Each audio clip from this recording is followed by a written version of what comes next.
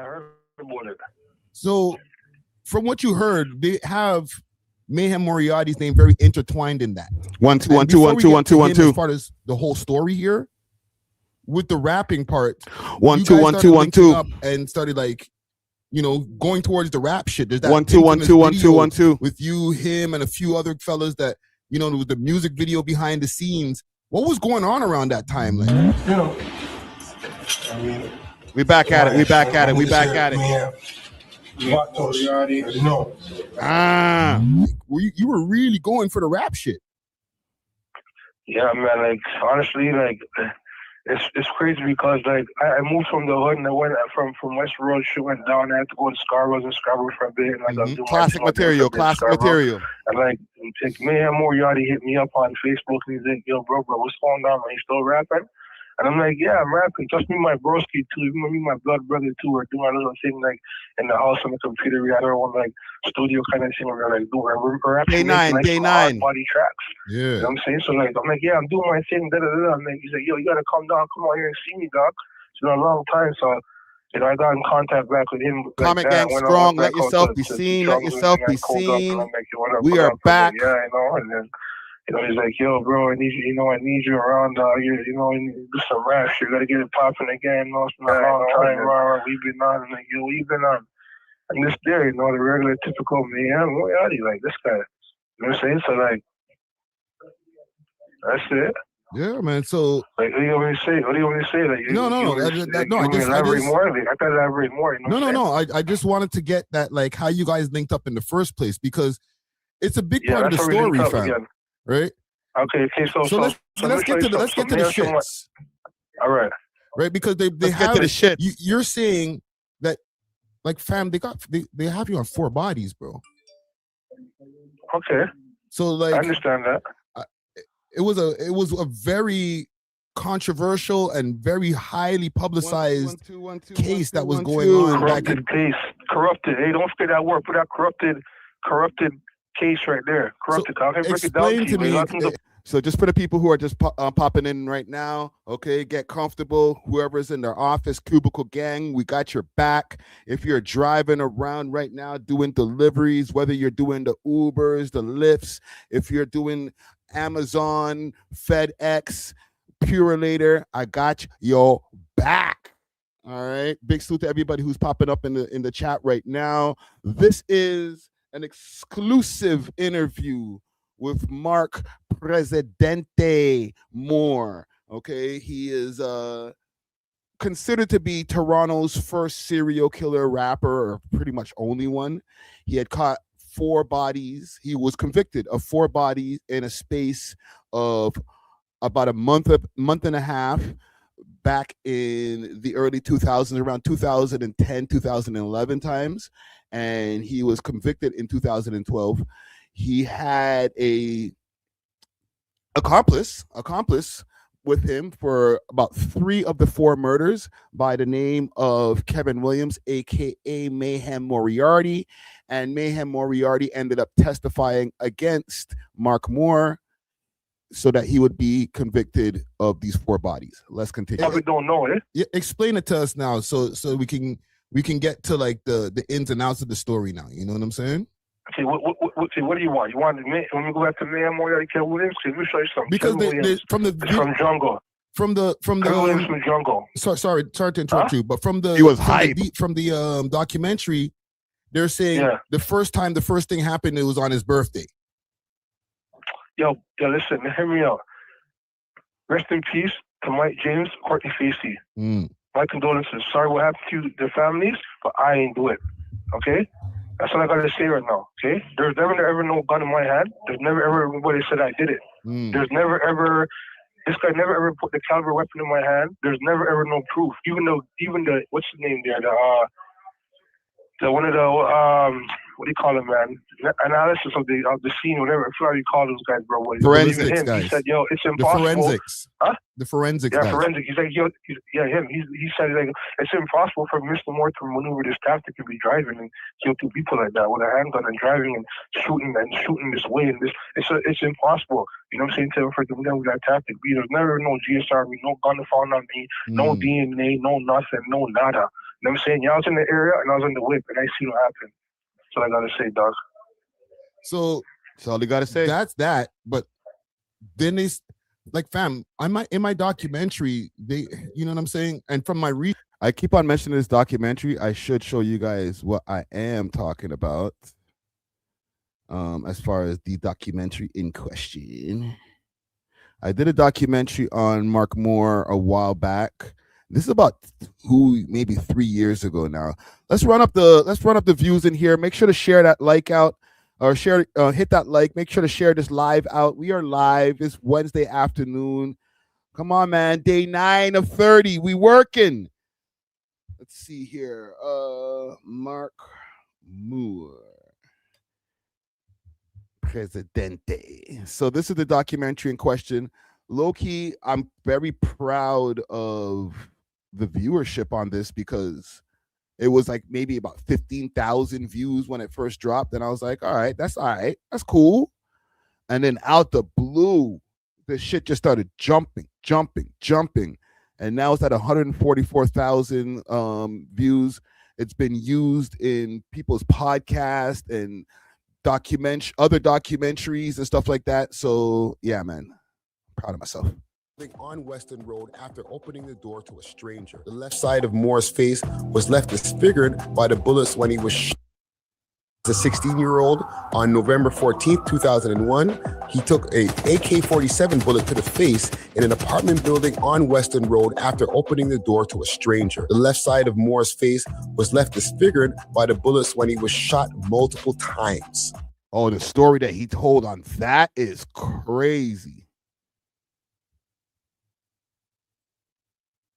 By the court appeal in 2014, her lawyer said. At the time, he said she is now in a stable relationship and the mother of a 2-month-old daughter.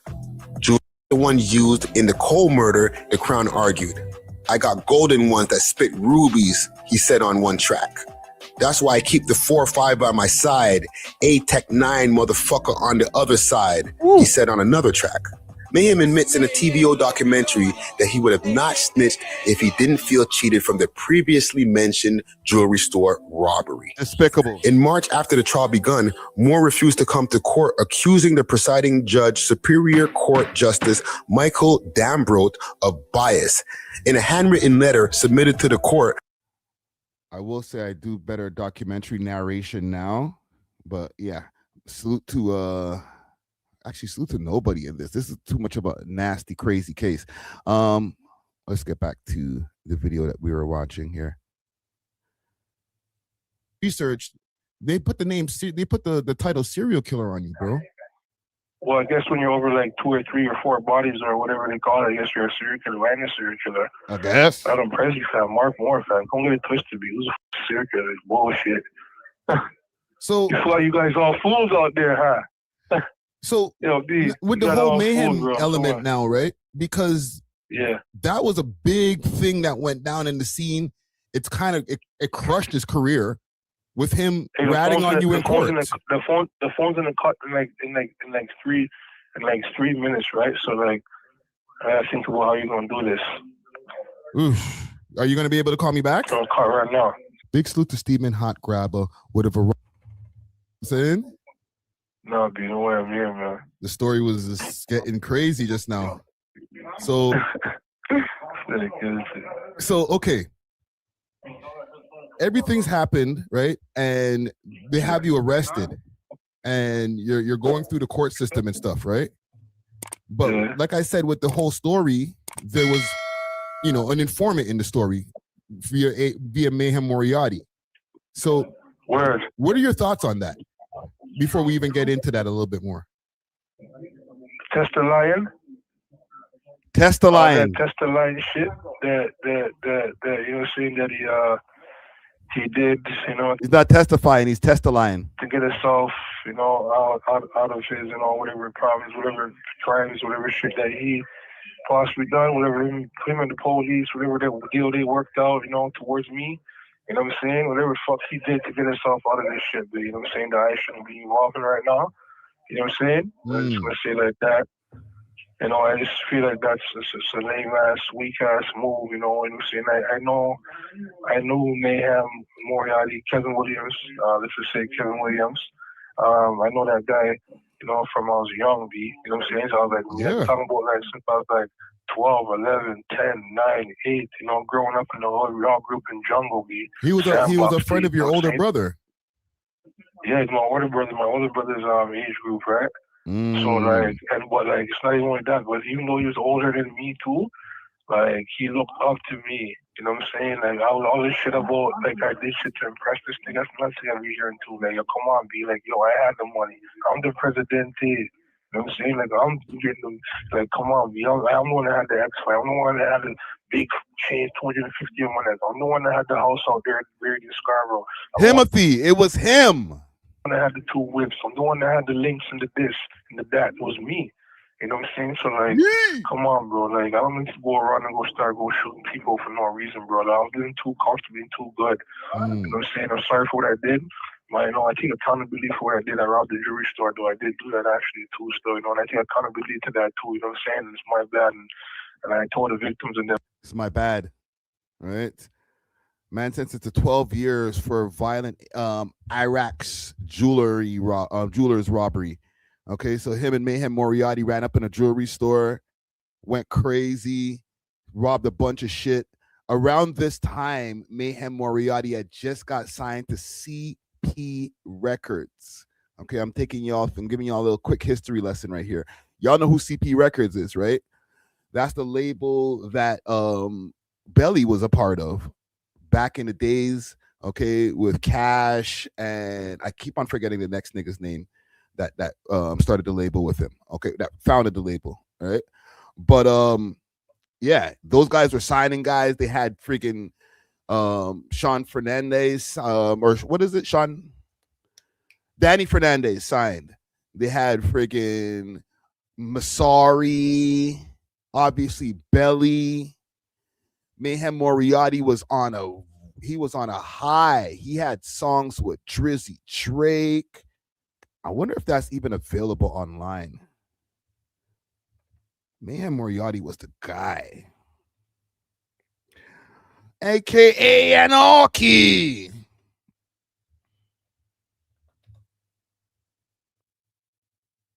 Easy Factor said wants to know what's the 30 days about. We on a 30 for 30 right now, man. 30 for 30. I'm on day 9. 30 streams in 30 days. Let's hear this. Now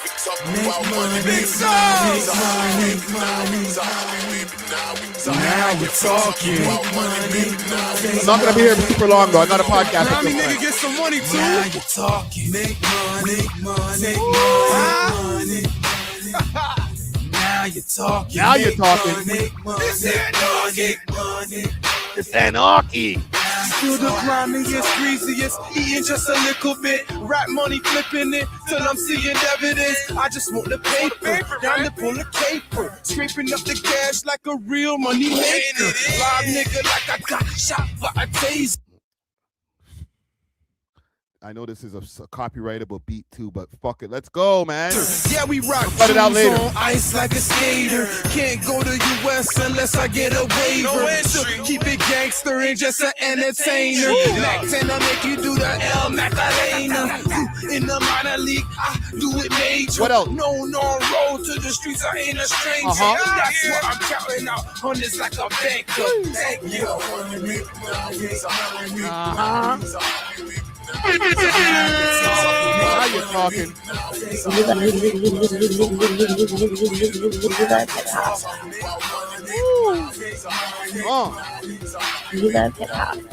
Cubicle Gang.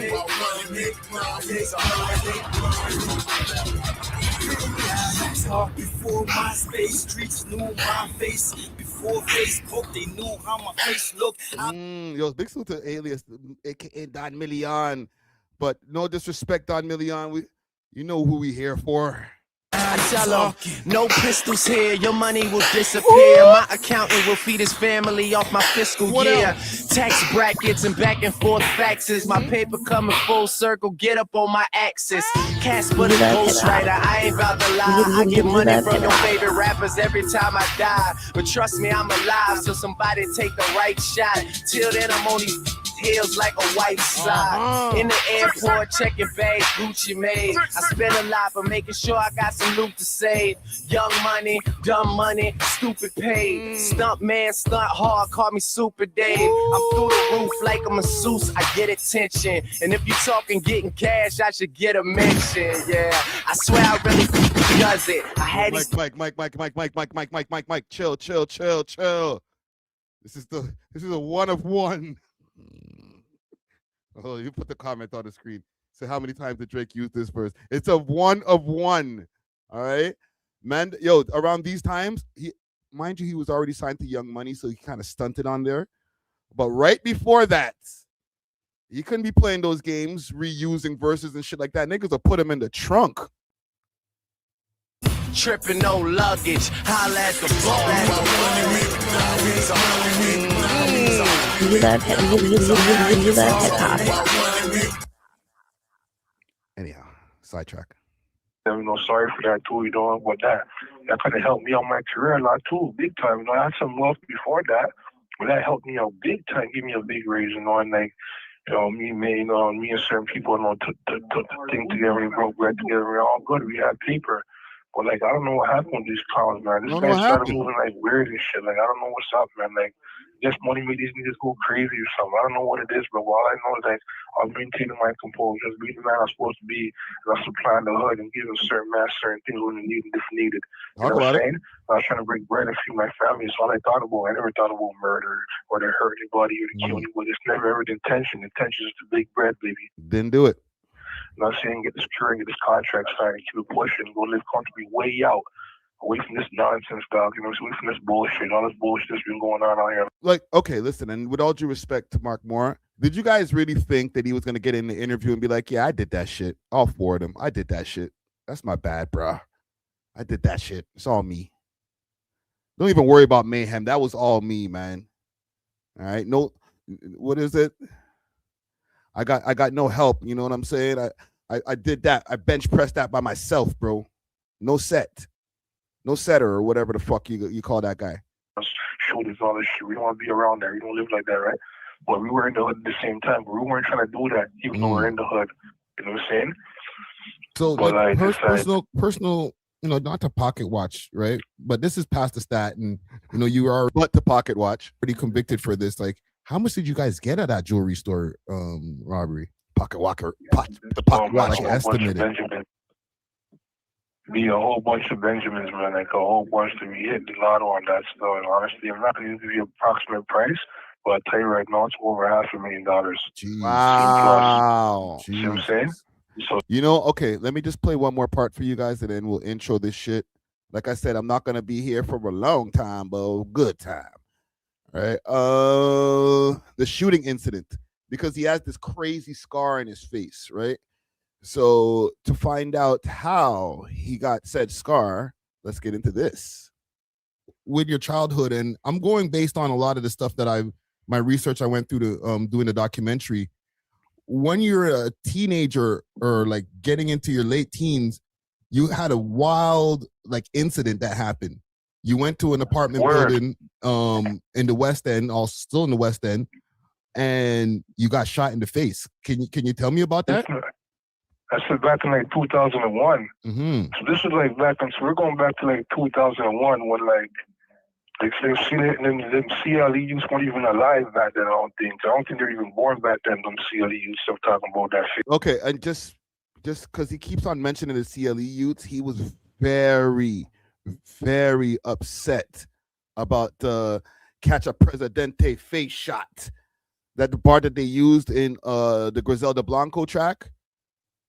He was very upset with that bar. Right? He's like, what? I'm the one with the face. Hey, that's me you're talking about.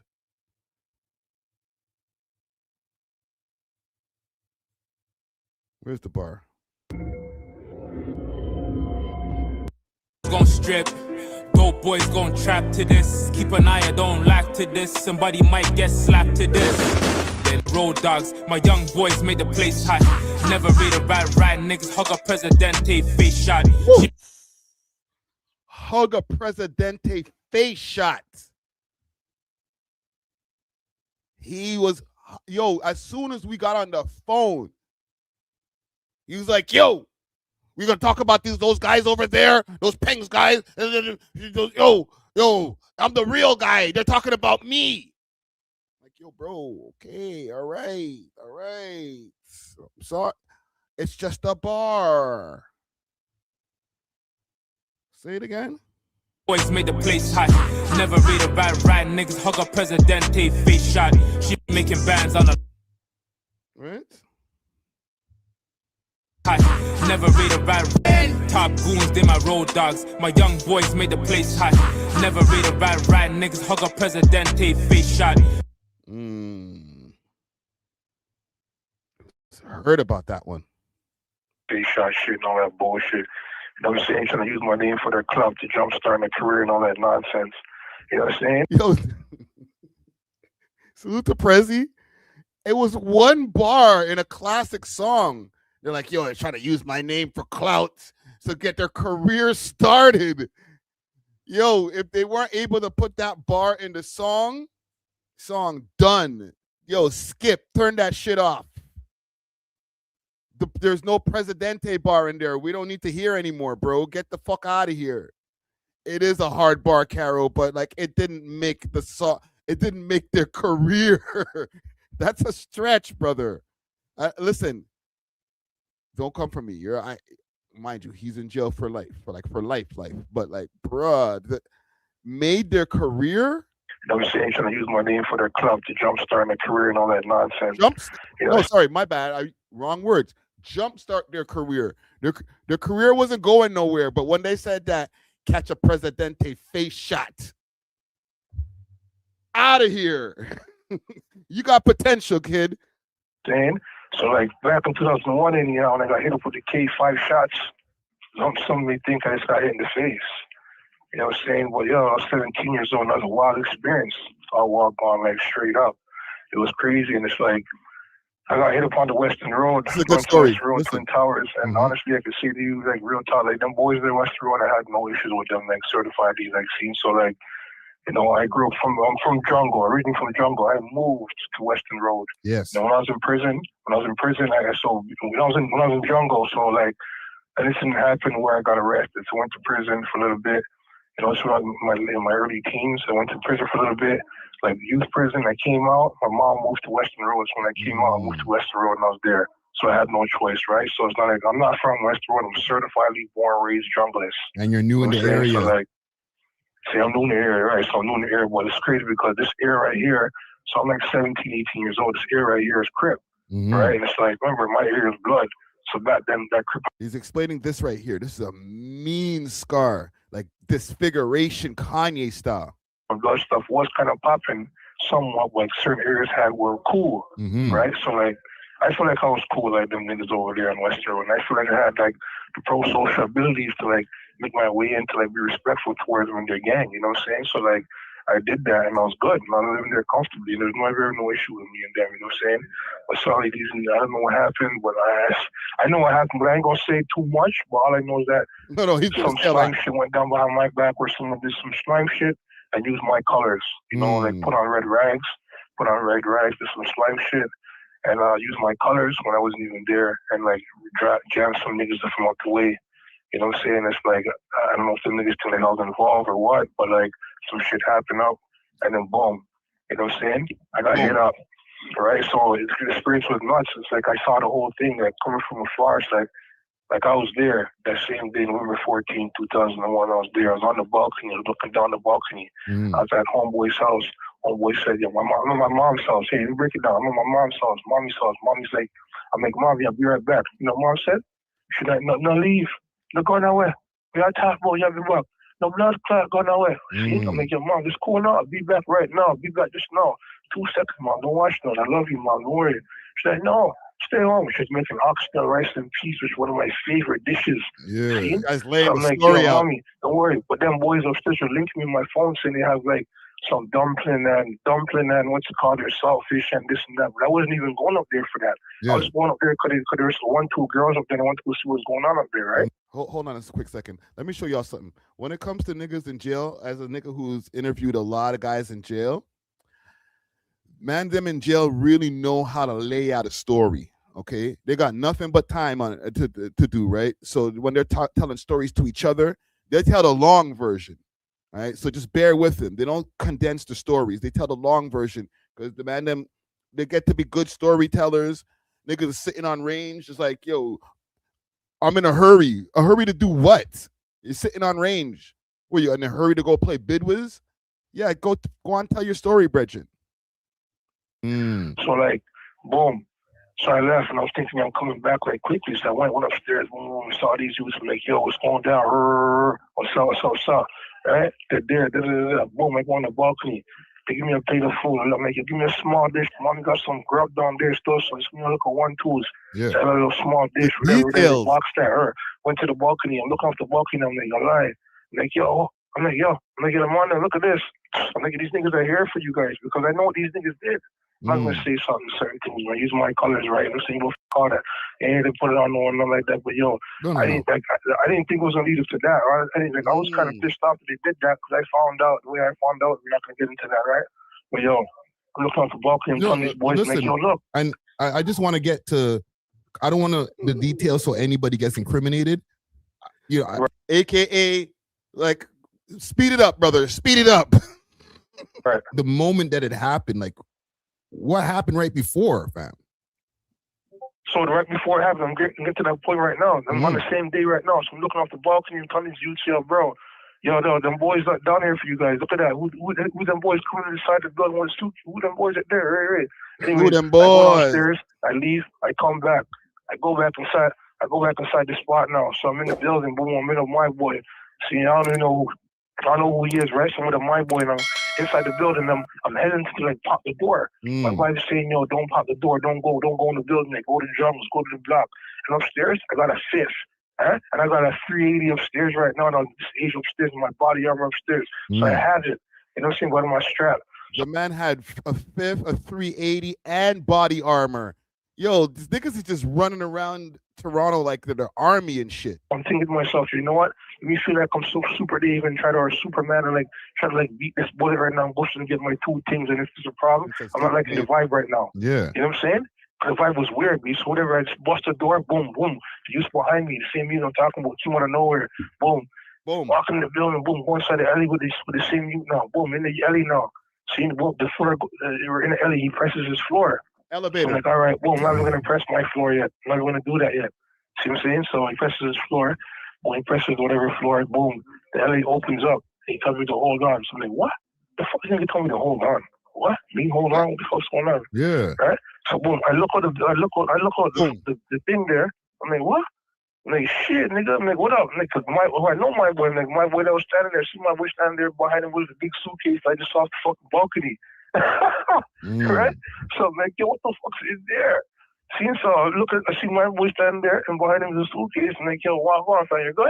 I'm like, shit, nigga, long time. He's looking at me, he's not talking. I'm like, yo, what? So this nigga tried to grab me, so I snuffed him, boom, and I ran, took off.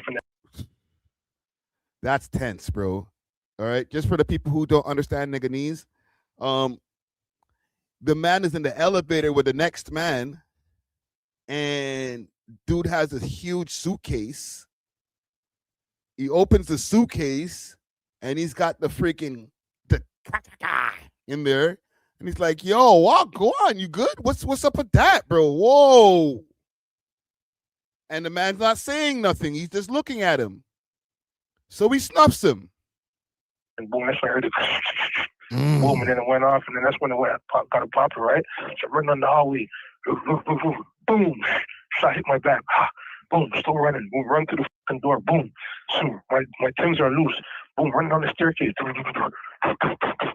Right? Boom, behind me. Bum, bum, bum, bum. Bum, boom. Shot hit me. Hit my arm. Boom, running down. Boom, boom, boom. Right? Boom, shot in my stomach. Boom, shot in my torso. flew me on the fucking landing. So I flew me on the landing from like fucking, I was in 3. So I got to 3, and they flew me from in between. You have 3 and 2. So they flew me onto 2, right? So the bullets sent him flying onto the next landing. That's crazy. They flew me onto 2. Boom. I'm like, I look up. And you're still moving? And am I still moving? Now I'm teed up. They hit me and rocked me. Hit me, knocked me in the corner, right? So I couldn't walk. I was mush up. You know what I'm saying? Last shot. Hold on. Oh, John Crow, why is that cap? Look at his face. This is not like the man who got shot multiple times. The man's face doesn't even look like they stitched it back together right. Look at this side, and then look at this side. They just get a quick stitch job, brother. Didn't even freaking take their time with it, bro. Didn't even put it back together symmetrically. Holy, bro. I would have been cheesed after I got out of the freaking hospital. 4 shot, right? So he hit me, knocked me down, boom. I dropped in the corner, boom, right? And then I look up, I turn my head, because where I was running from, I turn my head to see who was looking, who's following me, seeing that. I look up, and all I see, dog, is the nozzle of the AK-47, dog. Woo! And I'm like, shit, boom, and it goes off, boom. See, like, AK-47, close range to the face. Old John Crow was outside. You know about that. And then, from there, it's like, yo, dog, everything was just went pitch black, dog. I was looking down a tunnel, and like down the tunnel was all these rainbows, dog. Seems I'll never forget that shit.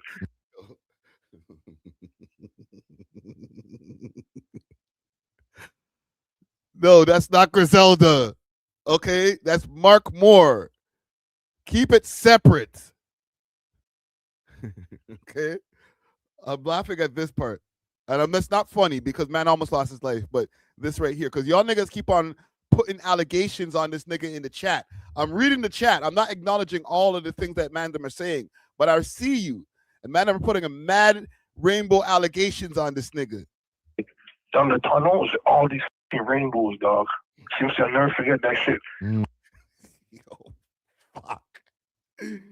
I don't mean to laugh. Y'all, listen, it's you guys. You guys ain't shit. It's not me. All these the tunnels, all these rainbows, dog.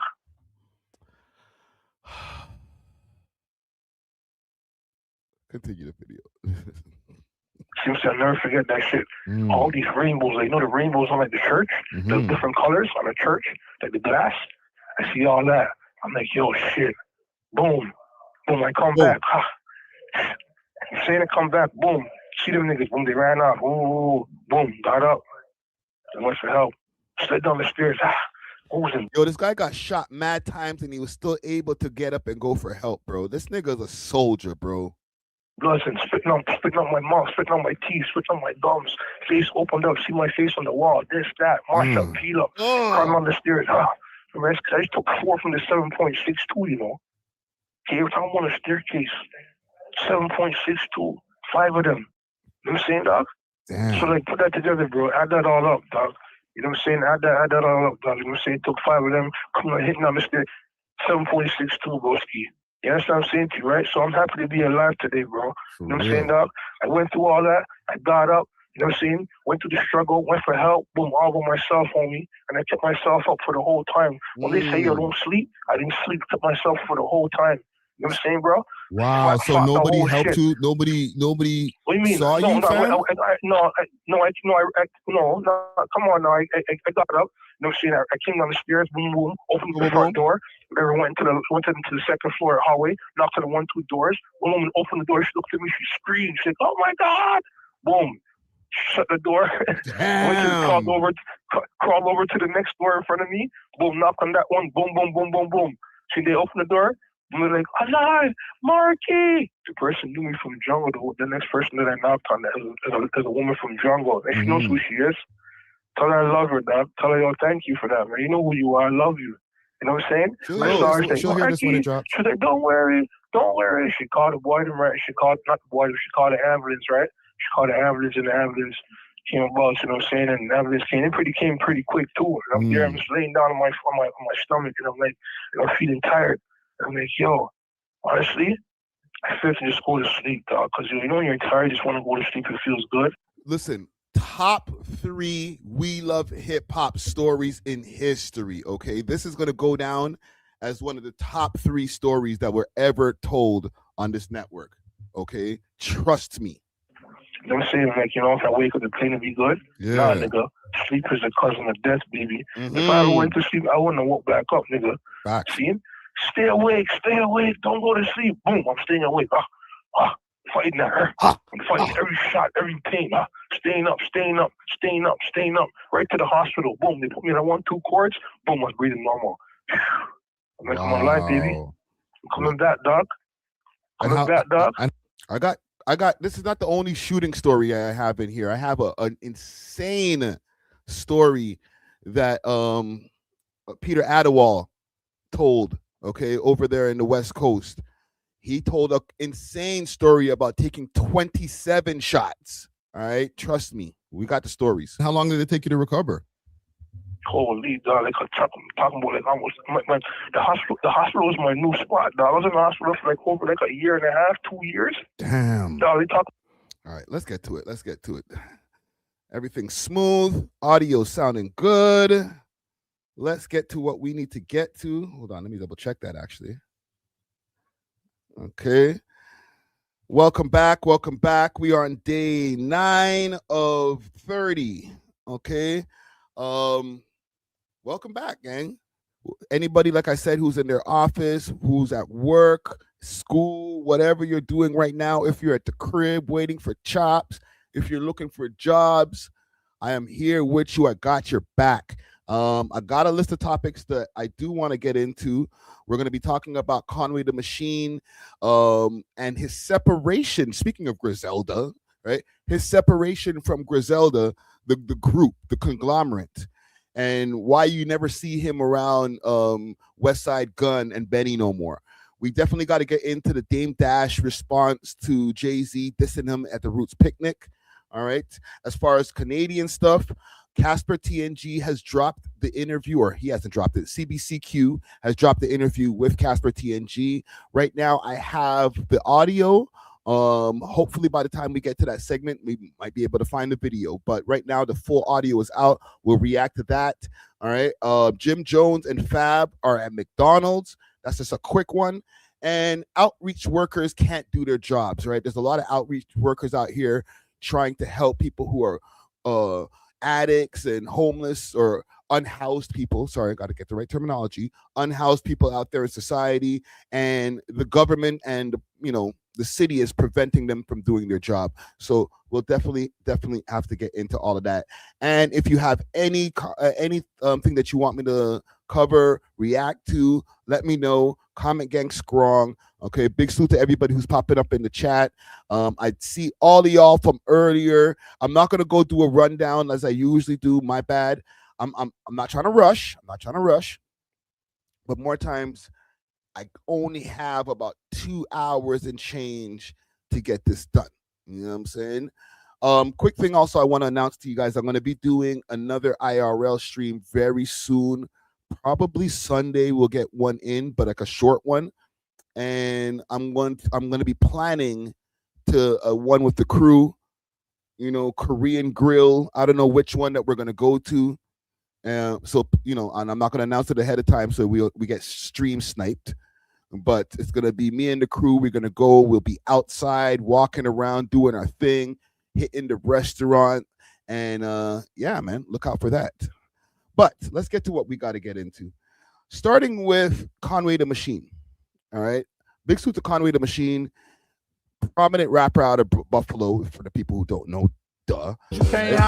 Him and Benny the Butcher and Westside Gun have been able to defy the odds as far as hip-hop artists being able to flourish in an older age. Anytime all the old heads say, yo, when somebody tells them, yo, you need to quit rapping, well, what about Conway and them?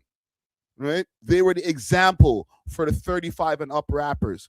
And they, it was a united thing to see all three of them together, over at the radio stations freestyling. It was a sight to behold. They had gotten signed to, or Conway himself had gotten signed to Shady Records. Quick story before I play the video. I actually got Conway the Machine on a track for $1,500 back in the days. And while I was sitting on the track, big salute to Big Tweez, who made the suggestion. He put Conway the Machine onto my radar. And I was like, this nigga's sick. And we did the tune, or I sent him the 1,500. They sent back he sent back the verse probably in like 2 weeks or something like that. You see, you want me to play it? I don't know if it's not available on streaming platforms right now. I kind of fucked up and don't have my what do you call that? CD Baby or whatever, you know what I'm saying? I don't have my account up. Let me see if I can find it on SoundCloud. Okay. But I say all that to say when that happened, he ended up getting signed to Shady Records. And I was like, well, goddamn, I'm still sitting on this song that I never released. I might have to release it now. And I released it. It didn't do shit. Not to say that like now all of a sudden the song was going crazy, crazy, crazy. But, you know, like I said, I have it. I'm trying to see if I can find it here. Yeah, it's not in my SoundCloud stuff. Sorry, gang. I can't play it. All right. One day I'll find the file. But I have a video here of Conway. He did a freestyle, and this is gonna get a copyright. So anybody who's watching the replay of this, go check it out on Twitter. You could actually go on his own Instagram page, Conway the Machine's Instagram page. He did a freestyle over one of the Iceman beats to make them pay beat, explaining what happened with him and the Griselda gang. Houses, you know, look, let's go. Flicking through pages of Wallows news literature, dreaming of being free over a bottle of the prisoner. Can't stop me in traffic to get my signature. I remember when all of this shit was just a wish was. I did a lot of reflecting when I spent last summer in Greece, thinking if it wasn't for Griselda, what would I be? Or maybe what would Griselda be if it wasn't for me? I used to want the rap glory, now all I want is my peace. All right, the man's in Greece and all types of shit. What did he say? What would it be, Griselda? Where would I be? Say that again. Thinking if it wasn't for Griselda, what would I be? Or maybe what would Griselda be if it wasn't for me? Can we have Griselda without Conway? Because, like, respectfully, I'm not a big fan of Westside Gunn. Westside Gunn's cool, but he never rhymes. He just has like a lot of aura, as the kids call it these days. But essentially, my favorite one is my favorite member is Benny the Butcher. But secondly to Benny the Butcher, it's got to be Conway. I'm sorry. Right? And then you can get to everybody else, 38 Spesh and Stove God Cooks and all the different mans, you know what I'm saying? But it's mainly Benny and Conway. I used to want the rap glory, now all I want is my peace. Dinner with Hov, he told Dog, give your brother a piece. I seen it in his eyes right then. Dinner with Hov, he said, give your brother a piece. My piece. Dinner with Hov, he told Dog, give your brother a piece. I seen it in his eyes right then, he don't want me to eat. Don't even get the credit for the work that I done on the beats, not to mention. Oh, did he diss Hov? Is that a Hov diss, gang? Used to want the rap glory, now all I want is my peace. Dinner with Hov, he told Dog, give your brother a piece. I seen it in his eyes right then, he don't want me to eat. Oh, I think I caught what happened there. He was maybe he was at dinner with Hov, him and Westside Gunn, and listen, this is me speculating. He told Westside Gunn, give your brother a piece. And then he can see it in his eyes. He can see in Westside Gunn's eyes the shit wasn't gonna happen. Peace. I seen it in his eyes right then. He don't want me to eat. I seen it in his eyes right then. He don't want me to eat. Don't even get the credit for the work that I done on the beats, not to mention the money that was clipped and the other deceit. Oh, shit. That's what they're doing to you, Conway? Hold on, Donovan Jr. Listen, gang, we are a hip-hop platform, all right? So we cover all hip-hop, not just the Toronto rappers and shit like that. Okay, I love all hip-hop. Especially these niggas shit. Holy fuck, bro. You know how much freaking Conway and Benny I've listened to over the last 2 years? It's sad they're not going to be on collabs together anymore. That's nasty. What are you saying about Stove God? Same as Stove God. He's in a 720. What side? What are you doing, Gun? That's sad. Because these niggas are supposed to be the more solid of solid niggas. That's sad. Get the credit for the work that I done on the beats, not to mention the money that was clipped and the other deceit. Niggas are shaving money off of the top of Put smut on my name and shaded me like I'm under a tree. Made people believe that the person who bugging is me. Made people believe that the person who's bugging is me. Oh, we need to get to the bottom of this. Let me play this a little bit more. That I could say, but I'm never the one that'll speak. I just want to be free. Yeah. I wonder if he signed to a production deal with Westside Gun. Because you know how mans will have a deal, put you under a production deal, and then when you get like a major deal, they got to kick you something back, right? Copyright? Am I getting copywritten right now? Is the stream coming down? Let me know. Holy fuck, bro. That'll hurt my feelings right now if the stream has to come down. Okay. Listen, just another reminder for the people out there who are going to be watching the replay of this. You ain't going to get any of this in the replay, bro. Once I'm done this stream and, you know, this shit finishes processing and stuff like that, it's just going to be like copyright, like at this minute, anytime I played this, okay? I wish he did it on an original beat because he's spitting, but I get what he's doing. You know? Afraid. I had a talk with my peoples about a procedure I heard about that could fix my face with the acupuncture needles. She said that still wouldn't change the way that I see you. You always know what to say when I need you. We love hip hop. Afraid. The dinner. Nigga can get some kind of facial surgery and shit too. Assignments in Zurich. Security follow the Urus. Flawless diamonds, minds at the purest. Shout out the purest. We love hip hop.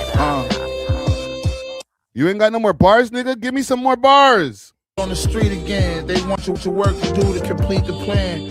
As you, love. Still got a bunch of work to do to complete the plan. As you can see, it's hard work just to be the man. Everybody love me when I'm lit on the street again. They want a verse the only time that my phone ring a damn. Cutter just finished doing 70 free again. C's walking down 12. Okay, he's not getting to it again. Let me find something here. Because more times. Conway the Machine speaks on Griselda. Let's do that.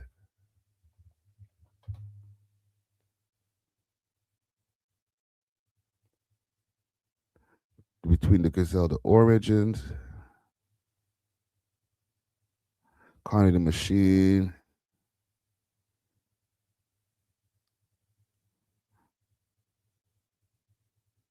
Oh, this is from 4 years ago. There has to be something.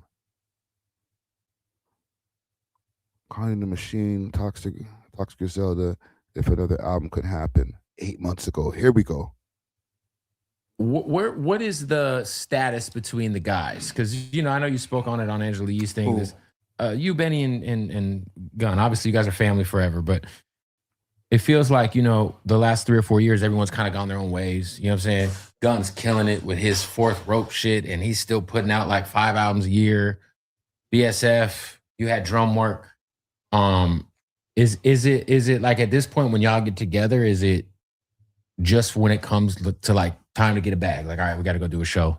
Like, are y'all like still talking on a regular basis? Like, yeah, we talking. We talk. Yeah. With the bootleg Kev. Yeah. It definitely feels like you guys still are working together. Like, I feel like at least 2 or 3 times a year you guys are on joints together. So in some capacity. Will there ever be another Griselda album, you think? We only got like one of those. Nobody told Conway it's an audio experience. Maybe instead of nodding, just like, yeah. But like, give us a little bit more there, brother. Come on. Shit. I'm down. You know what I mean? I'm sure there will be. I'm sure there will be. I feel like if you guys did one and you incorporated like Stove God, Rome. Stove on fire out here. Stove on fire. Going great. And no fucking new album. Yeah. Man. It's the most. It's Stove on fire right now. Rome heating up too. Rome. Stove God Cook's show in July. I'll be hosting. On this shit too. Yeah, the Roma Conductor album is fire. Yeah, I don't know. I think that should be dope. You know what I'm saying? Like, it ain't really, even like when Yee was asking me and shit, it was like, I was just joking around and shit in there with it and shit, fucking around, but like, that shit really ain't about nothing. Ain't nothing really happened. Ain't nothing happened. There ain't nothing going on, man. It's pretty much like what you said. Like, that's not what you said on the track just now, brother. Everybody, man, niggas is just old as hell and grown now. You feel me? And right, niggas do what they do. They gonna do their own. Everybody's doing their own thing. You know what I'm saying? Every once in a while, y'all get together, do the shows. That's such a fucking cap answer. Niggas is grown and on their own. Y'all niggas came in the game grown. Niggas acting like he came in the game and they were like 17 when they got discovered. Y'all niggas is hardback old ass men by the time you got discovered by the niggas is grown now. What, from 35 to 40? Fuck out of here, bro. I was an artist. Signed. I did a deal. I had a business deal. The deal's done. As you said, though, Wes owns the land, but you did do the construction, sir. Oh, man, yeah. I gotta pay, And Wes owns the land, but you did the construction. And then he hung up the lights. You know what I'm saying? You know what I'm saying? He put the fixtures in. He did he laid the pipes. You know what I'm saying? But no, I just feel like obviously you guys are the last great crew in hip hop, so it's always good when you guys do shit together. No, well, not anymore. It's gonna be more, man. We don't woke niggas up now. You know what I'm saying? What Griselda and I came through and did, and we've gifted the world with some inspiration and motivation to collectively, get in that bag and collaborate and do something special with your guys. You know what I'm saying? And you made all the old heads just dream harder, bro. It doesn't matter if I'm 45 years old. Look at Conway. Look at Benny. Right? That's y'all fault, man. Like, salute to y'all. You make some freaking amazing music, but bro, it's y'all fault that a lot of these old heads won't get the fuck out the way. Damn, with your team. Like, I feel like that was something else that was lost in the sauce. Like, everybody just wanted to, just be the individual, the biggest actor. You know what I'm saying? So I don't feel like we'll be the last. You know what I'm saying? I'm sure people were saying that about Locks or the Woo or whatever. Like, it's the last of the, you know what I mean? Outkast. It's the last of the groups. And then we come out of nowhere 10 years later. You know what I'm saying? And we come, everybody's, like one of everybody's. That's why I feel like with the Clips thing, obviously they're brothers and like they stopped doing stuff together for other reasons. Like now that's kind of just nobody batted an eye. But if you think about it, like if you guys did a Griselda album like 8 years from now or something, I don't know, motherfuckers would just be like, it would be crazy. I mean, it's a play that that's been discussed and all that. Like it's what I mean. Like I ain't gonna lie. If it was up to me, we would have been dropped and been done. You know what I'm saying? I ain't saying that in a way, you know what I'm saying? No negative way, nothing. Nobody's blocking it or nobody, no weird shit like that. I'm just saying, like, you know, people ask me a lot and like, you know, I'm not like I'm against it. And I ain't against that shit. You know what I'm saying? I think the streets would love that. I mean, we did get Hall and Nash too. We do the tour. Hall and Nash 2 was great with Al. Yeah, no question about it. We recorded a lot of that shit before we even did What Machine Gonna Do. We recorded a lot of that shit in 2015, 2016. So the Hall and Nash 2 shit, a lot of that was that old. Hell yeah. A lot of that shit was, you know what I mean? We went to Al house one day. We recorded that shit in like a day. We went to that nigga crib, bro. We recorded 7-8 songs. So what was it like? Hey guys, do you guys remember Al's got like 8 songs of ours that are just sitting there? We should just like, let's put these fucking out. Let's let the people hear them. You know what? For me, I ain't gonna lie. I wasn't even, I don't even know. I be so out the loop with shit, my nigga. I ain't even, for me, I found out, like, I got the phone call. I forgot. That's the problem. I'm so out the loop with shit, my nigga. I don't even know. I wasn't even paying attention. Oh, that happened. Well, then shit, nigga. If niggas fuck you out of your money, that's on you. Forgot all about them shits. I forgot all about them songs. And then Al hit, like, yo, shit, I'm about to let this fly. Like, he already had the play. I'm about to let this fly. I'm like, oh, word? Shit, let's go. Yeah. Shit, it was an easy call for me. It's crazy because I was talking with Al a few weeks ago and we were talking about how he's kind of this like run he's on with how he's dropping music and then doing the vinyls. And he gave it up to y'all. He was like, well, you know, Griselda like really kicked this whole shit off. He was like, essentially, like when it came to like super monetizing a body of work. Yeah.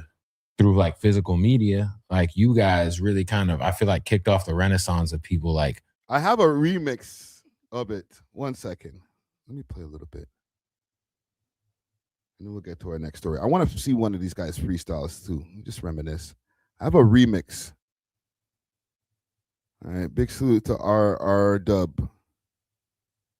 Cross the mob, nigga, you gon' be a memory. 40 tuck, I can't let them fuck up my energy. 1 a.m., 2 a.m., 3 a.m., double up, 4 a.m., 5 a.m. The industry took 3 bullets. I can only get a preview of my own shit.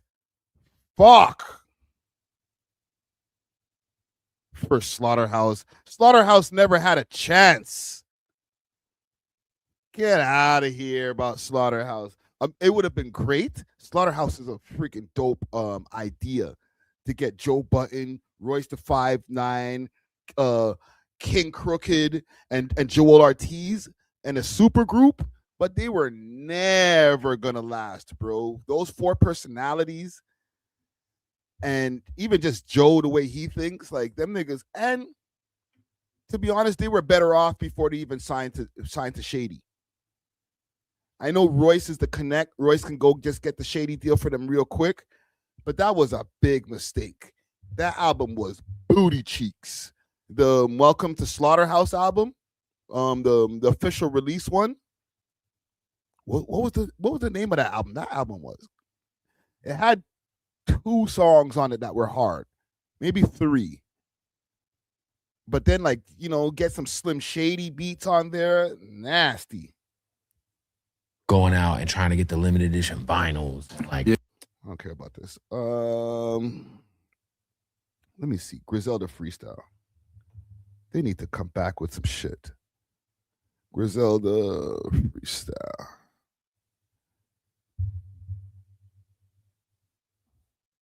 $6.6 million on Fire in the Booth. Conway the Machine. 7.6 million. Everything that they do, millions.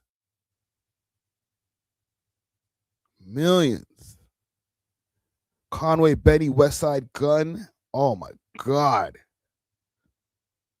Let me hear this.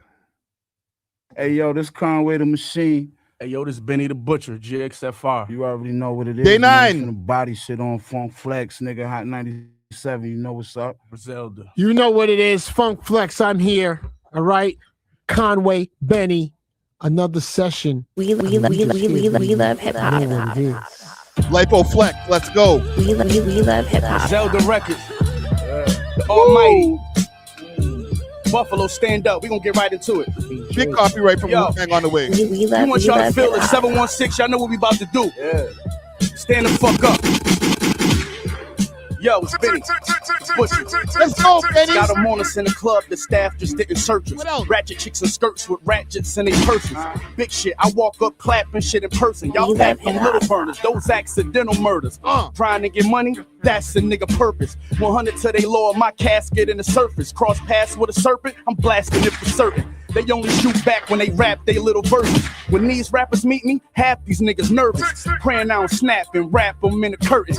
Guilty cause they life don't match up with them verses. Half them niggas worthless. We actually put the work in. The boys who drove E-classes with a permit. That's brick talk. You need credit classes to interpret. This guy's a fucking bro. Oh my God.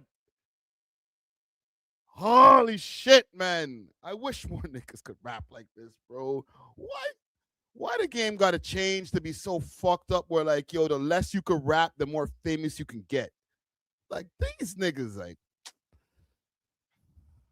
fuck. I'm out in LA in traffic with the lurkers, smoking moon rocks in the back of a Suburban, hitting licks broad day with the neighbors watching. Had us locked, playing spades with the table hostage, beefing with the cable watchers. Cause Golden State play the Rockets, and we gon' risk our date to watch it. I'm on seafood and plates of pasta. I feel like Dr. Dre mixed with Frank Sinatra. I'm Mayweather, you McGregor. I'll explain the concept. I'ma show niggas brawling ain't the same as boxing. That's why I mentioned how good I'm at cooking the brick. Went so deep in the game, understood I couldn't repent. Stood on the strip, P89, full to the tip. These bullets are swift, probably gonna lift the hood of your whip. Made nigga, I ain't never been belittled before. That shaking hands with them niggas in the middle of war. You a street nigga, gotta keep a pistol or sword. Think quicker you lost to learn how to forget what you saw. Talking straight hustling, trying to park the rape stunting. Let the game. No, these are not 16s. Fuck those little 16s. Mans go to the radio station, they can't even get 8 bars out. This nigga took flight and he's the first one rapping. He's on 30, he's past 32 now. He's past 32. He just like, yo, whatever. I'm gonna just rap until niggas tell me to stop rapping. A lot of niggas ain't get to walk away from it. I'm talking grades, niggas walking off them state numbers. He been down since kids, awkward when he called it. Say something. What you know about shaving off a gray substance?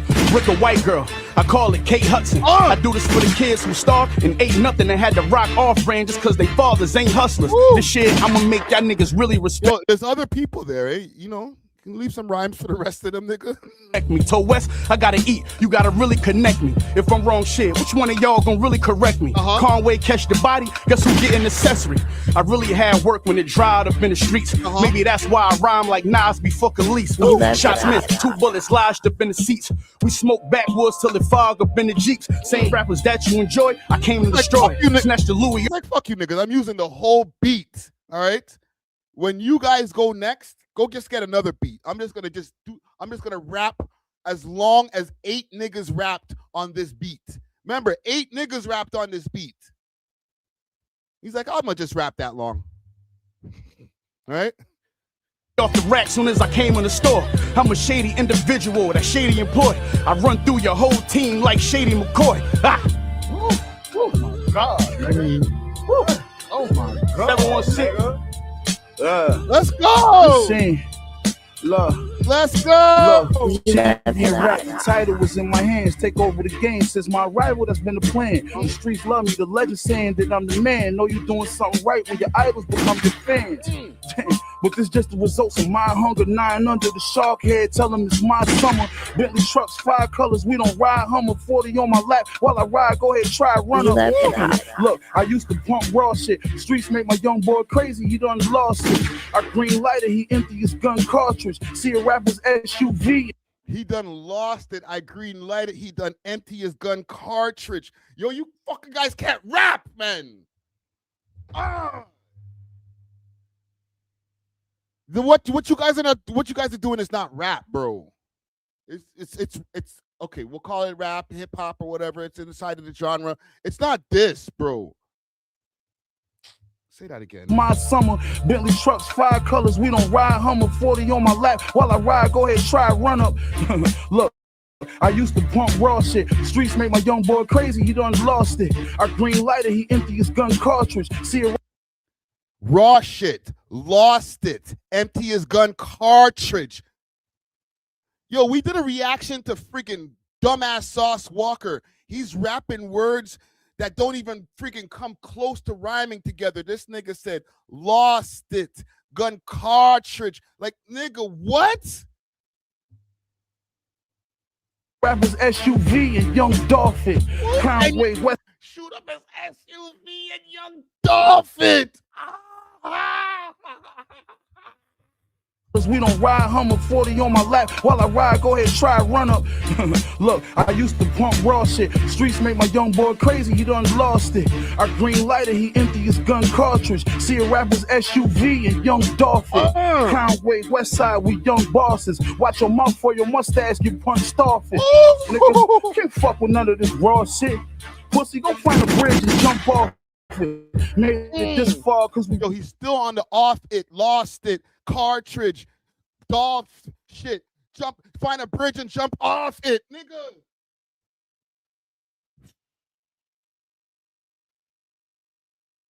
Sweating, man. You know, R.I.P. Young Dolph. He had to get into that bar though, fam. That scheme is just too nasty. Really do the work. See the tiger on the collar of the tail Gucci shirt. Trust me, I'm still in the field. My field boots and dirt. $1 million deal, so what? I'm still shooting first. No nigga can match the level of skill when I peel through a verse. You niggas dressing like Lil Uzi Vert. Whoa! Fuck. He snapped. I listened to the freaking Benny verse, and Benny went crazy. I said, yo, Benny is the GOAT. And then he said, Benny, what? Hold my beer. Can't fuck with none of this raw shit. Pussy, go find a bridge and jump off it. Made it this far cause we really do the work. See the tiger on the collar of the tail Gucci shirt. Trust me, I'm still in the field. My field boots and dirt. $1 million deal, so what? I'm still shooting first. No nigga can match the level of skill when I peel through a verse. You niggas dressing like Lil Uzi Vert. Whoa. I'm a legend stamped. GXFR, you'll never get ahead of the camp. Went to the Bay and sent the cookie in the mail with a stamp. Now I'm winning out in Oakland like Kevin Durant, my nigga. King Louis with the wax under. Judge trying to get my niggas max numbers. Ow, ex-crack pump with max number. I was just in Cali trying to get the low pack numbers. In the scope, got me signing contracts for max numbers. Might count the money on Instagram like Black Youngster. You little whores. Niggas be so happy when they first get the deal. They're like, yo, Interscope got me signed. Yo, I'm gonna start counting the money on the gram, nigga. Now he's like, yo, these niggas fucked me over. They're shaving money off the top of my contract. Yo, I'm not cool with my freaking people from Buffalo no more. Shit done changed, nigga. Bitch don't like Michael Kors. She like Dior. Might send her to buy the store. I write the raw offensive lines. I'm Michael Orr. Pen glide across these foul lines. I'm Michael Jordan. I like the brawl. I slide my big knife across your windpipe and tour. What you fucking with a cycle for? I just want to provide you with the grimiest music all summer to ride to. I don't do the sneak diss and boy, I'm coming to find you. Empty in my gun when it slide through. You know it's real when all the real niggas running behind you. And all the top record labels wanting to sign you. My uncle said, boy, stay humble. I tried to, but you know when it's your moment, it's just something inside you. I mean, a wig shot in my neck bled. I still became the best rapper alive on my deathbed. Yeah.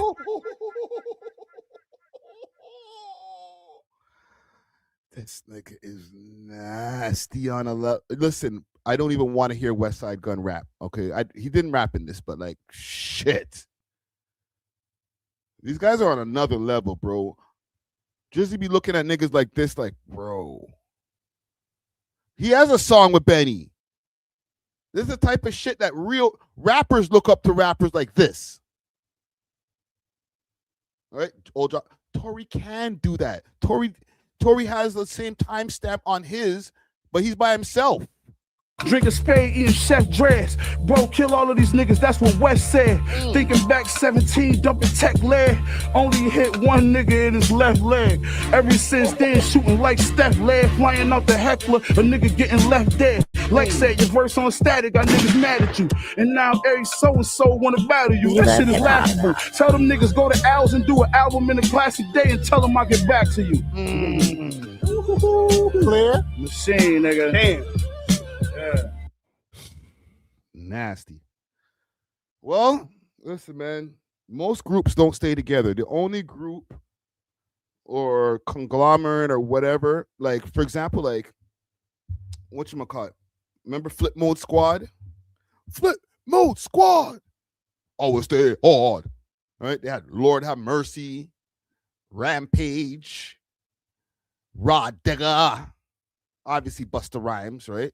Spliff Star, Rock Marciano. Them niggas ain't around no more. When's the last time you heard Busta with a new record farthest more than Busta talking about Flip Mode? And even those Flip Modes changed over and over again. Rod Digger left. Lord of Mercy. He left. Rock Marciano was making way more money than he was doing when he was in Flip Mode for that little second. Baby Sham. Remember, he had another guy in the crew for a second, Baby Sham. So like his crew was just not that shit was just it was just gonna be him and Spliff Star, pretty much. Okay. That's Flip Mode. Busta and Flip Star. Or Spliff Star, I mean. Somebody said Black Hippies. That's who that.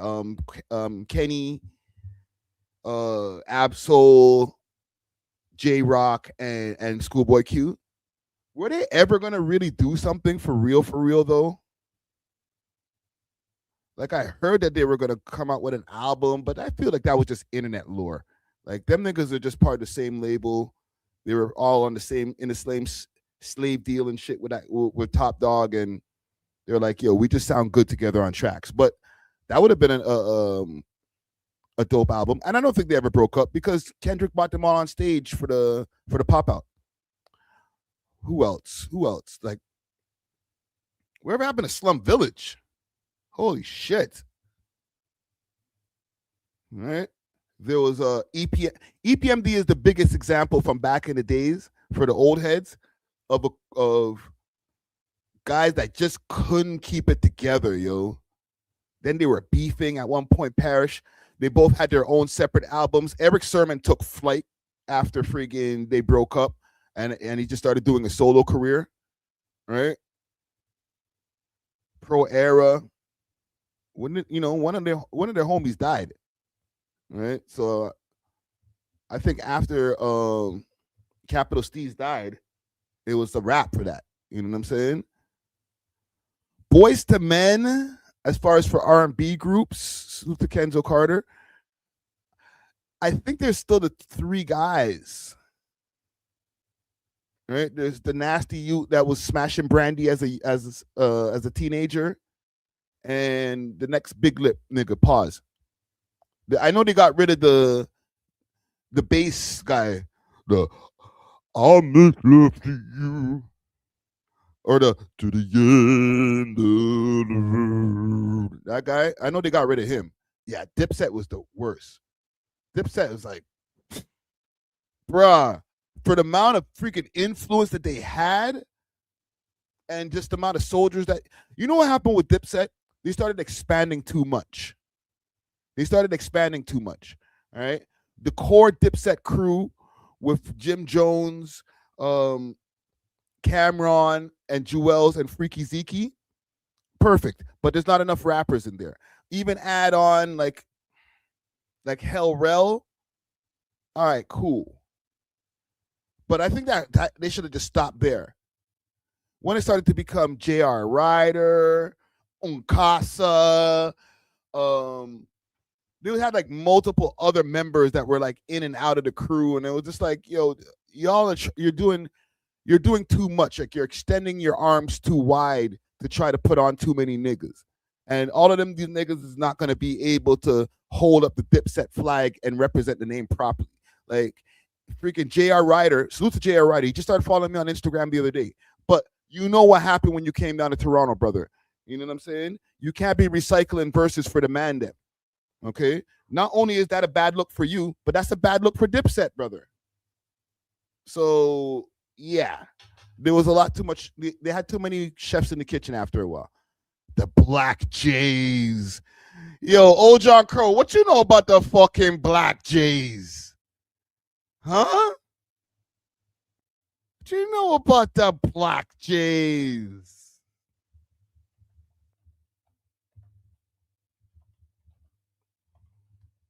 Huh? Black Jays? Holy shit. Where is the tune? Where's the tune?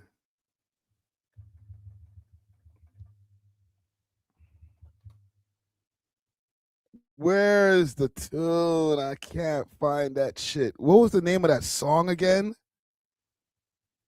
It was him, Mayhem Moriarty. I think Solitaire was in there. Solitaire. All right, they had something Riley, the singer guy.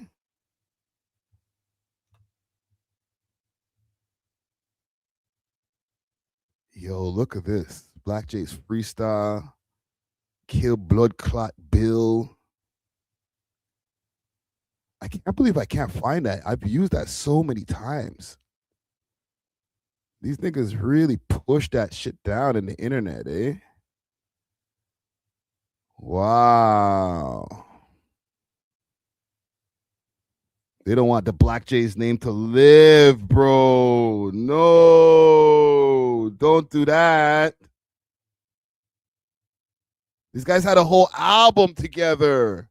Road Dollar was in the crew. Don't do that. Wow. They done buried that shit in the internets. Got mad love for each other, you know? That's amazing. Yeah. And then what about Black Jays? Black Jays. Let's go. Let's get some Black Jays talk going on here, please, for our old head moment, because I know the older heads in our audience they're gonna be like, "Whoa, man Black said Jays. Black Jays." Black Jays is myself, Rodala, and Daryl Riley. Daryl and Riley. Mayhem Moriarty. The master justice. And Cardi. That's what it was. Yeah. What happened to that crew? Because it was a short-lived crew. I seen the music video, and then it was Dunzo. We did a remix video for Ray Robinson. Yeah. Yeah. Again, Let's same see. kind of vibe. I mean, Mayhem wasn't touring with us at the time, obviously. Yeah. But we can get into that discussion. It's something that's never really been discussed, but This is what we here for. We Love Hip Hop podcast. Let's go. Facts. but that was it was the same thing. Like Road Dollar was on the road with us at the time, and Salute. it was just a matter of, that's my brother, 100%. This is his clothing line. Shouts out to Room Full. I'll tell you guys what happened, because Solitaire is a very, he has to keep it politically correct. Okay, he's not going to go out there and really tell the wagwans to the wagwans. So what happened with gotta be the one,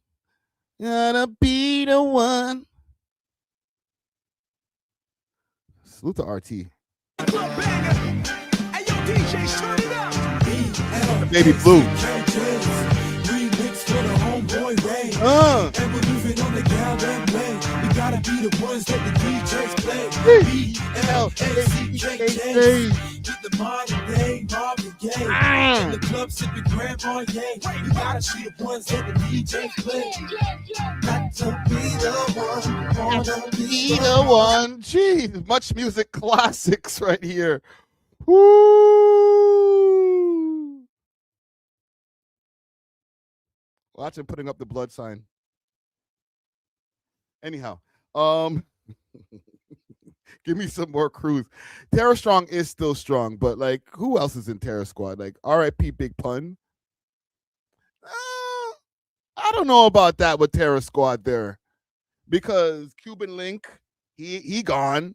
He dissing Pat Joe every time he gets the chance. I feel like there was another one, Triple Says. Where the fuck is he?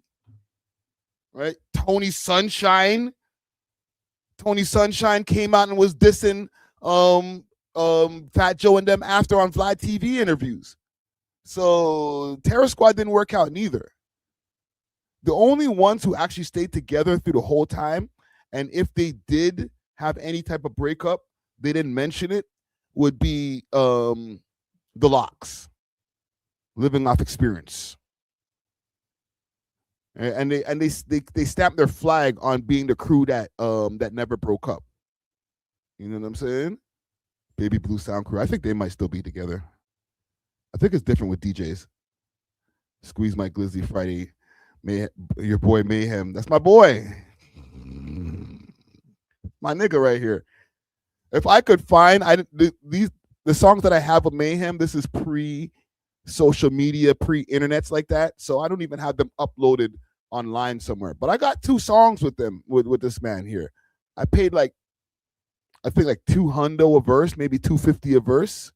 Niggas are still charging me like, yo, you're supposed to be my crew, man, my peoples. All right? How you charging me? So's, how you charging me $250 for the verse? It's a mod thing. Anyhow, salute to Conway the Machine. All right, we went on a super sidetrack over here, but it is what it is. All right, get good with your peoples, brother. I want to get into this Dame Dash reaction. Okay, everybody, not only Dame Dash, a bunch of people have reacted to the boy Jigga and his freestyle that he did over at the Roots Picnic.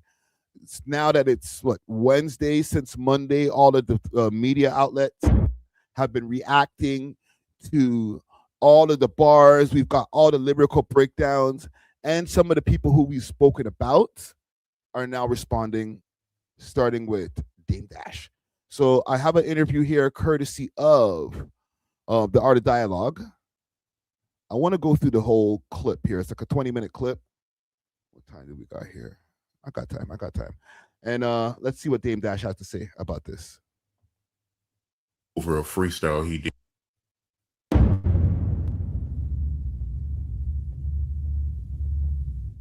Jay went viral over the weekend over a freestyle he did at the Roots Picnic, and people feel like he took shots at you. You seen it? Yeah. Maybe. Well, here's the thing. Contrary to what everyone may believe, I really still look at Jay as my brother. And I know Jay. And I was like, all these years, just even amongst my crew, we would be like, he ain't gonna never say nothing until he's broke. So he hasn't said anything for 20 years. And I'm like, damn, I hope he's not broke. Because he said something. It was whack. It was like a joke. But it was an old joke. He used my lyrics. So wait, what are you trying to say? I know we're only a minute in, so I don't want to pause this. You're trying to say that since Jay responded to you, your theory is he must have money problems? Sure. Started to be like, Continue. He's not like I would prefer the version of Jay that would have said something more clever. And that's not the version of Jay that I would have ever signed. And I felt bad because I was like, it must be embarrassing for him to now have to be on that stage, not the same version of himself. He has to be there. He doesn't have a billionaire wife right now. He has to be. Got to pay that. Rent's due, bro. Roots Picnic, 3 nights at Yankee Stadium. Got to pay that mortgage, fam. And still have to work at that age because he has to. So that was the brother in me like, damn, I know that because I know him. He feels bad for him. That when we were younger, when he was this age, he hated talking to people and doing all. He was retiring since Reasonable Doubt. For him to have to come outside 20 years later, I just felt kind of like embarrassed for him a little bit because we all know him. And then this guy is great. Reverse Uno. The man got on stage, dissed you, talking about their teeth falling out your mouth and shit. And he's like, I feel bad for him. You got money problems. This nigga who's gone bankrupt mad times, like, I feel bad for you, bro. You must got money problems. You need a loan? You call me, bro. I got your back, bro. The funny thing to me, I couldn't even hear the lyrics because the hairstyle was crazy. And I was like, why would they let him come outside like that?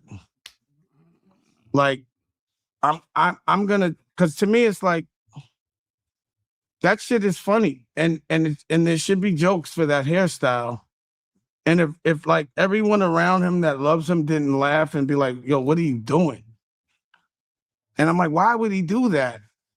Like, we want to see, and I'm gonna tell, because I still care about JJ. Listen, you guys take notes. If you want to learn how to cope with somebody who's on your back, making you look crazy on these streets, maybe on your timeline, somebody at your job or whatever, you're learning how to cope with it, take notes. When you do Yankee Stadium, I need you to get a Caesar. I need you to put the Yankee hat on and do the thing to the side. That's what we want to see. We want to see chuckers. We want to see some jewelry. Professional coper. We don't want to see this version of you. I know I don't. That version of The Rock was painful and hard to look at. Pause.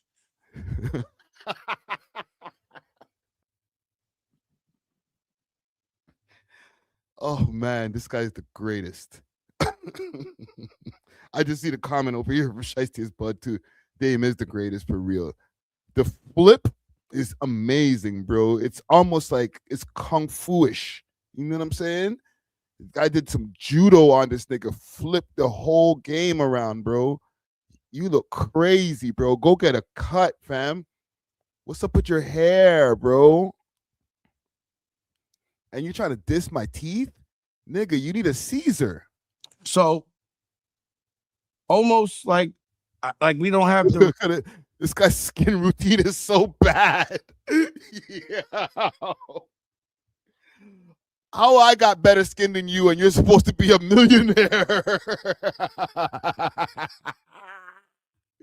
Nigga, go and get some bump away, fam. And you know the bump away in the blue bottle? Huh? Y'all niggas don't know bump no more. Nigga.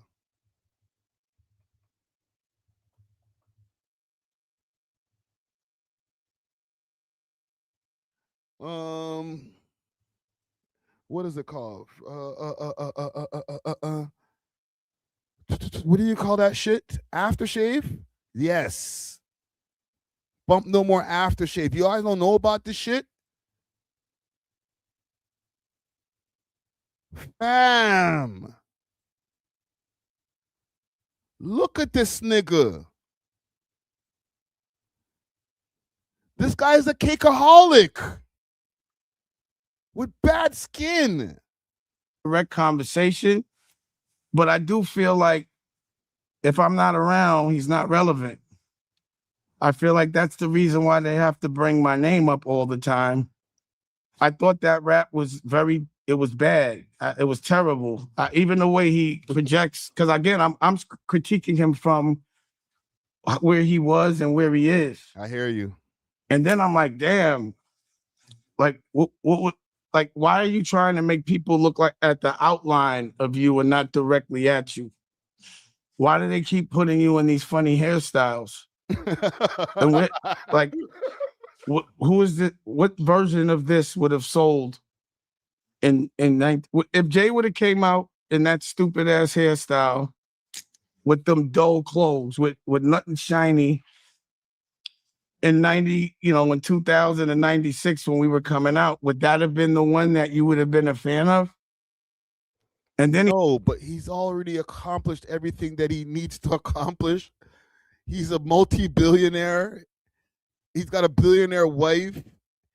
He doesn't have to wear jewelry or prove nothing to y'all niggas. He could literally come outside in his pajamas is what the point is, bro. It's like, yo, that nigga's not fly. He wouldn't have been able to get away with that in 2006. Nigga, it's 2026. What's your point? He's getting at Drake. And I don't think Drake can beat Kendrick, but I know Drake can beat Jay. I know that for a fact. I'll let him cook. And then I was like, damn, this nigga ain't say nothing about 50. Damn, 50 been where's 50? I wanted to I guess he don't want no smoke with 50, but 50 been kind of quiet lately too, for some reason. And then I'm like, the businessman in me was like, oh shit, I got a TV show coming out that I licensed to BET. And I pivoted toward real estate and I have all these good things going on. This is the alley-oop. It really isn't too much I gotta say. I mean, I'm hearing everyone else's opinions. I don't have to say nothing. I feel like he has to deal with that backlash just for being that whack on a Roots stage. It's like, was he trying to look like the drummer from the Roots? Was that what was the? I don't understand. And I don't know how he gets out of going from a dread to an afro in a day without patches and nothing. Like, was it to hide horns? So to me, that's what it looks like when you owe the devil money. They make you dress funny. They take all your jewelry away. And then they make you do what they say. I watched what happened to Kev Hart the other day. It was sad. So I went from being like a little aggravated with him to now feeling sorry because I'm actually watching what happens after 25 years after you sell your soul. You're in hell. You can't tell me when you were 30 that you wanted to be 60 with this stupid ass hairstyle, beefing with niggas that you know are gonna get at you all day long. Like, I think that's kind of the point, brother. It's not about you, man. The hairstyle, even though I think it looks stupid too, don't get it twisted. I think it looks crazy. All right. And we're not gonna believe that the man unbrushed his dreads. Okay, he's got a wig on. However, everybody's talking about it, bro. I think that was the point. All right, what I gotta do? Like, I don't want to see Rockefeller look like that. It's still a reflection of me. I love Freeway. He's on my album. I can guarantee. Here, how about this? Because I want to be nice. If he's in a bad place, if he is allegedly, I don't know. You know, show me something, Jay. You're supposed to be a billionaire. I never seen a billionaire have a job. What? I don't give a fuck about that Super Bowl. He's an employee. A billionaire doesn't take a job. I tried to buy the Raiders with Ray Lewis. If these niggas would have asked me to take a job, I would have felt very offended. I would have felt like they were asking me to produce Soul Plane. There's something wrong with this guy's head. Look at his face, man. Because he's not even joking. He's serious. This is why this guy's like bust down, broke. He looks like he's got money. Yo, I got this company going on behind me. Like, yo, you got a job. How are you a billionaire with a job? Nigga, that's how he became a billionaire. He's sitting in rooms that you're not allowed to get close to anymore, bro. You were never allowed to get close to. The problem with Dame is that he's still bitter about the fact that Jay knew that if he kept him around, he would have never been able to ascend to where he is now. Because Dame was fucking up the money. You know, you have that one friend, and rappers have this happen with them too, okay? Warning to you Toronto rappers out there. Your manager or the person, your business partner or whatever you want to call them, will fuck up your motion, all right? Because there's people who I would have loved to have on the show, and then I speak to one of their people behind the scene who say they're their quote-unquote manager. They're a complete asshole. Their approach is insane. And now I don't want to talk to the person who that person quote-unquote manages. All right? They never even hit me up for an interview, the rapper themselves. But their management made it where now I'm never going to hit you up for an interview. Because if that's who you're going to be bringing with you to the interview, I don't want to meet him. So Jay realized that this is what Dame is. Like he makes good with a business or a potential business partner. And then when Dame come in the room, he's like, who this? Who this white man? He gonna give us money? Or you gonna try to be my boss? And then Jay's like, yo, chill. Like, we got something going here. We had an understanding, and Dame fucks it up. And the next thing you know, deal's gone. So I feel like he made 2-3 deals without Dame in the room. Maybe when he did that long vacation, And he was like, oh, this feels great. When I don't have this freaking idiot yapping and yelling and fucking up the freaking money, we can get some shit done around here. And then he came back from the vacation. Okay, we're going back in the days. He came back from the vacation and found out that Cameron was the CEO of Rockefeller, found out that freaking Old Dirty Bastard was signed to the label, and Nori, and all these people. And he was like, what the hell is going on over here? I was just gone for like a month. This nigga right here, mind you, he did do some good things. He brought Kanye to the table. He brought a lot of good people to the table. But for every good thing, I feel like Dame did like 5 bad things. I would have been like, yo, man, get the fuck out of here. I just tried to buy a team and you telling me to do the entertainment? That's just not me. That's not my perspective of boss, is when a white man gives me a big job, because that means that white man could fire me. But what I know about business is it doesn't matter how much money you make. It's how much bills you have at the end of the month. So if you make $1 billion a month and you no, let me be honest about this. It's true. Bringing Kanye did save Jay, and he's the one who pushed for Kanye to be more of a rapper than just a producer. Okay, Jay wasn't trying to hear none of this guy's raps, so we got to give Dame's credit where it's due. But like I said, for every good move he does, he would do 5 bad ones that would just piss everybody off. Your bills are $1 billion, 10 million. You're 10 million in the hole every month. You live well, but you got to work really hard. And I know too much. And it's funny because I know they got double agents all over. They play like that. To me, bitch ass niggas unite. What I didn't like is that he paused. I thought it was disrespectful to call me a nut ass nigga. Like, even though that's what they say in Philly, pause. Don't play with me like that, Jay. Don't do the nut thing. That's nasty. You know we don't do that. You're a nut ass nigga. Keep it jokes. Just keep it jokes. But if we want to battle, anytime Jay wants to battle on the stage, I will personally destroy him. Wow. Anytime he wants to do a fashion line, I'll destroy him. Pause. Anytime he wants to make a movie, I will destroy him. Any television show or docuseries or book, I will destroy him. Pause. Like, it's not even close. Pause. Kanye just did 80,000 and they built a stadium for him, I think. Now that's rhythm. Getting on the roots with a stupid afro and doing a freestyle, a battle freestyle, after you just said that battle rap's not good for rap, is just dumb. And I'm just wondering who's telling him, or who's because someone has to be giving him orders. Who's advising him? But those are the wrong ones. It just looks like they're trying to cook him. You know what I mean? They need more Dame in his life, right? That's what the problem is. I just didn't get the hair. It was hard to get past it. Like I if they didn't like, because see, when Jay had, I'm gonna tell you a story real quick, and then we'll move on from Jay. No, you won't. One day, I flew in for the Grammys with like Big Face Gary, Street, Best Out Cats. I think Tata was with us, Biggs. And I walked in, and I ran into D-Mac and his other man. He's dark skinned. I forgot his name. Now what happened was I had like 5 people with me, and they were like, "Dang, we could get you in, but we can't get your peoples in."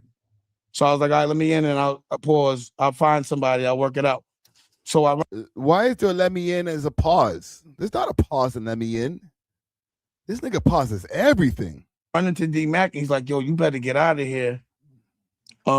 Haitian Jack just is in here." So I'm like, "So? I ain't got no problems with Haitian Jack."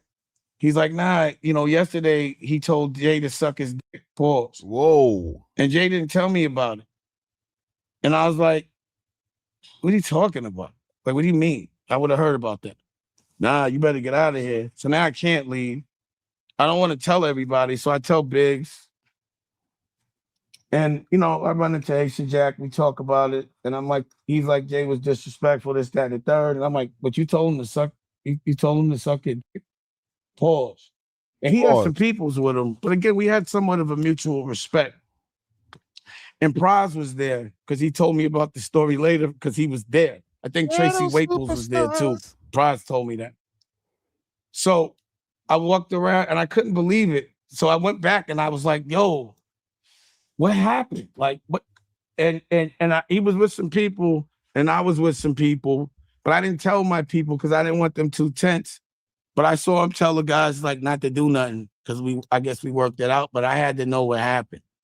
So either way, the next day we see him and he got these stupid ass dress shirts on with cufflinks and jeans. The great story. Keep going, Dame. And I'm like, he did that yesterday, but he does it another day, and I'm aggravated about the Haitian Jack shit because I just walked into that. I felt like he should have told me.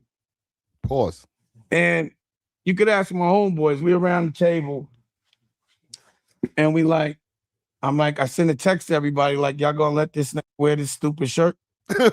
And I sent the text, or rather I told my homeboys the best out. And I texted Jay like, yo, you better stop wearing that shirt or we teasing. And he said, Mama ain't raised no fool, took the shirt off, and we didn't have to deal with that dress shirt. But a year later, he brought back that stupid ass dress shirt. And that damn near put Rockwear out of business. Yes, but he blew up exponentially, and then all us dumbasses were wearing button-ups and fitteds. Like, you're a hater, bro. Oh, he took out Rockefeller with them stupid-ass dress shirts. Bro, we were all wearing them stupid-ass dress shirts after. The point of that story was... Tell us the point. When he's doing dumb shit, he's always dressed terrible. And that look that I saw, everything was terrible. No one wants to dress like that. No one wants to look like a broccoli face with a mixed with a goat or a goofy. No one wants to do that. Jay was aspirational. People wanted to be like him. Oh, so this guy is cooking, bro. Jay, at Yankee Stadium, I'm giving you an order. Cut Black Paint. If Dame made Hove, then tell Dame make another Hove. That hair off. I want you to get a Caesar. I want you to wear the baseball hat to the side, some Timbs, but we want to see the old Jay. We don't want to see this version of you, bro. You know, we don't want to see Heart Attack Jay. Busy Bone Jay. The one that looks like they're going to fall out because they can't catch their breath. And that wig is too heavy. We don't want that, Jay. Let's preserve this legacy. And I'm not coming out there with you either. Don't call me. He's not going to call you, brother. Don't worry. Don't check your phone. Yo, EJ, don't call me, bro. Nigga checking his phone every day. Don't call me. Don't worry, bro. I don't think that's in the bingo cards. So don't think Damon's going to do a surprise. I'm not. I'm not getting on that dusty stage. Doing this? Next question. This guy's great. Oh, okay. I'm going to play a little bit more of this. And next thing we got coming up is the Casper TNG interview. So when he said the line about your teeth tumbling out, you didn't feel the type of way. I got my teeth. That's an old joke. That was corny. He said something that everyone, I was expecting something clever. Like they didn't tumble out, but if they did, that was 2 years ago. That's so. They did tumble out. Dame, are we watching the same internet? Do we got the same like Wi-Fi? Go on, Dame. Let's see. Dame dash teeth. Teeth. The teeth, man. Right? Did this happen? Yeah, I would get with homie. If you want to work, we could work. I'm never mad at generals linking up. So again, you know, wait for it. I wouldn't even have acknowledged him if I didn't think he was worthy of an opponent. A lot of niggas talk shit. I don't acknowledge him at 50. Oh yeah, let's go. Let's go. I want to see. I want to know how real it is. I want to see your television network. I want to see you direct the movie. I want to see your clothing line. I want to see it. I want to see if you're the real deal. Just see if I'm the real deal.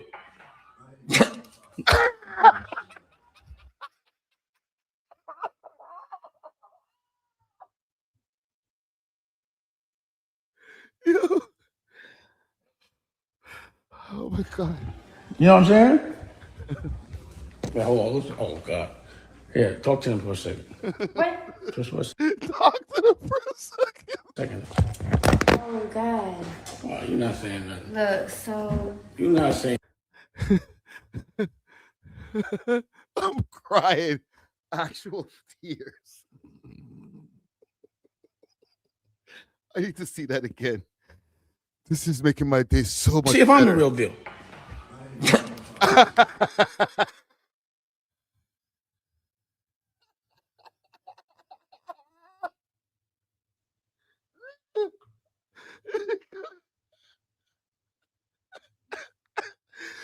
Oh. Gang, look. There's actual tears coming on. This is too good. Oh fuck. Real deal.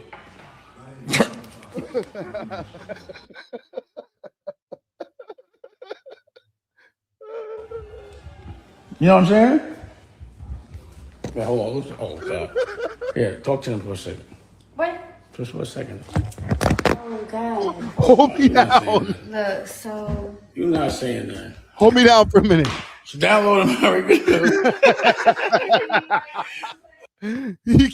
He even gotta laugh at that shit. Dame.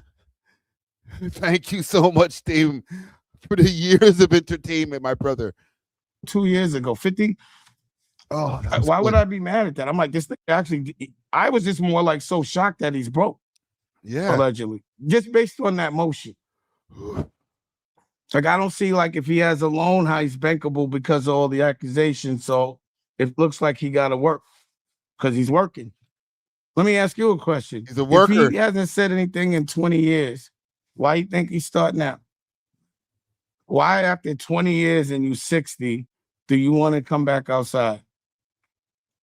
And you got, look, even Charlemagne was defending this thing today. He's so allegedly gay about it. He doesn't. Why did I know that was next, yo? Gang, I did not get to freaking review this video before reacting to it. I know as soon as he says the word Charlemagne, gay is coming like within 2 sentences. Defending this. And you got, look, even Charlemagne was defending this thing today. He's so allegedly gay about it. He doesn't even hide it. Allegedly. Pause. They're so gay for each other. Or he's so gay for this. Pause. Like he wouldn't even admit that rap was terrible. That did you like? Was that a Jay-Z rap? Was that right away he's gotta be like, this guy, he's so gay for this nigga. Yo, bro. Dame, you need therapy, brother. You need a hug, man.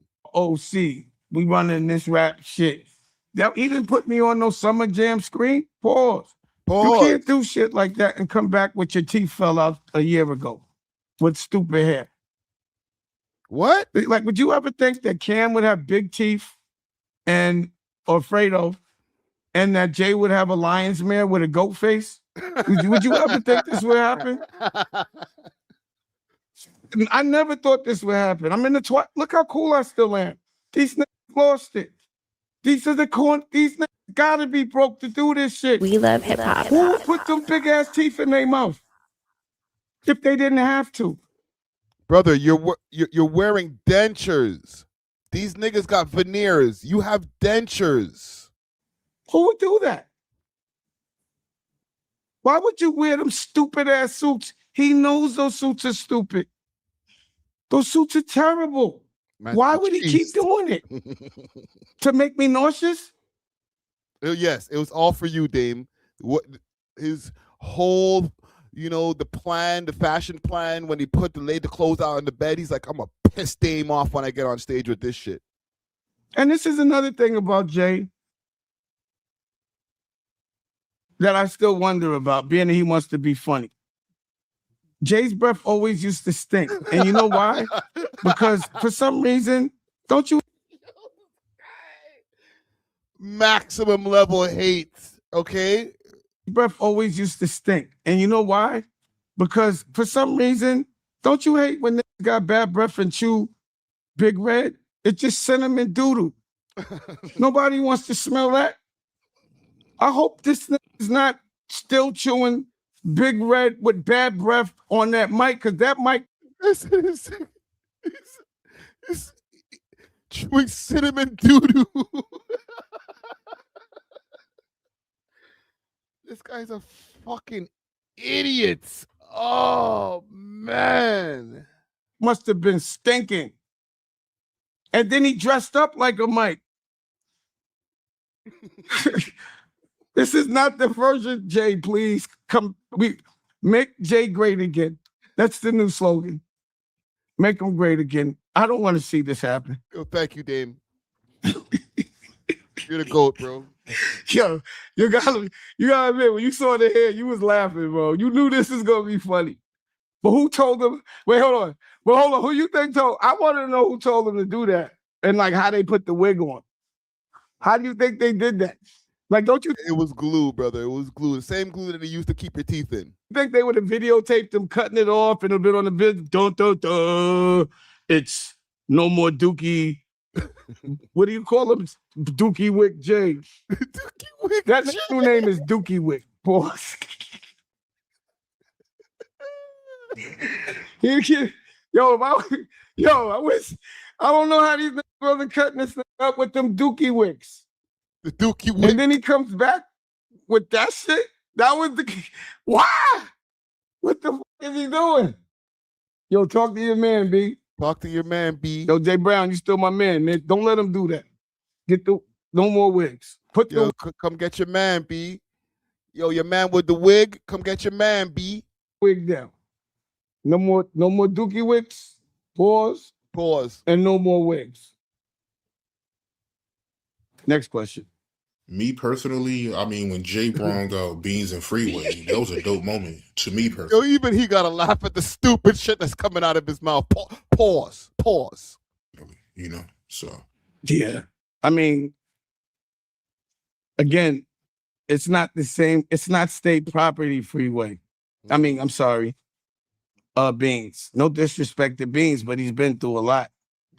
So it's just not the same. Like, I'm used to pause fat beans. Pause. You feel me? Pause. I will say this. He was one of the only ones who looked out for Beans when Beans was going through his legal issues. He was like at the courtrooms. Beans was looking for an endorsement from Jay when he was going through his shit, and Jay was like, yeah, I'm not going to be responsible for this one here. You're on your own there, bud. So Dame did look out a little bit more when it came to Beans. All right. You got to give credit where credit is due. It's not like Dame was just all bad over that Rockefeller. He brought a lot to the table. We want Chubby Beans, the Broadway bully. You know, no disrespect, but things have happened. But it's not the version that's not the last visual I'd like to see of state property. Let's say that. The nigga got shot, bro. Freeway, again, he makes albums with me. I feel like Jay needed Freeway because they didn't show the show. Like, it's just a bunch of whack shit. Let me ask you a question. When is the last time that Jay had a hit record?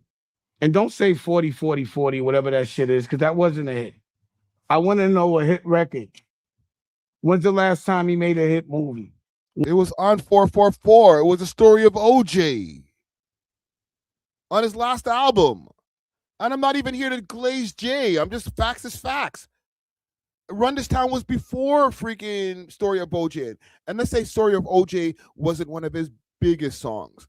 It was on the last album when the man was already like almost 50 years old or 50 years old. Like, let's be real. Yeah, Story of OJ wasn't like a smash hit. Run This Town was a smash hit. New York was a smash hit. Yeah. Maybe Dame's right. When the last time he made a hit clothing line? When the last time he made a hit anything? All he does is do brunches. Like he hasn't pushed the bar creatively, individually in this century. Like we want to see some creativity. I don't want to hear about lost. Opposite of glazing, I don't know, drying them out, something. Pause. You dried them out, man. You ain't glazing, you're drying it out, bro.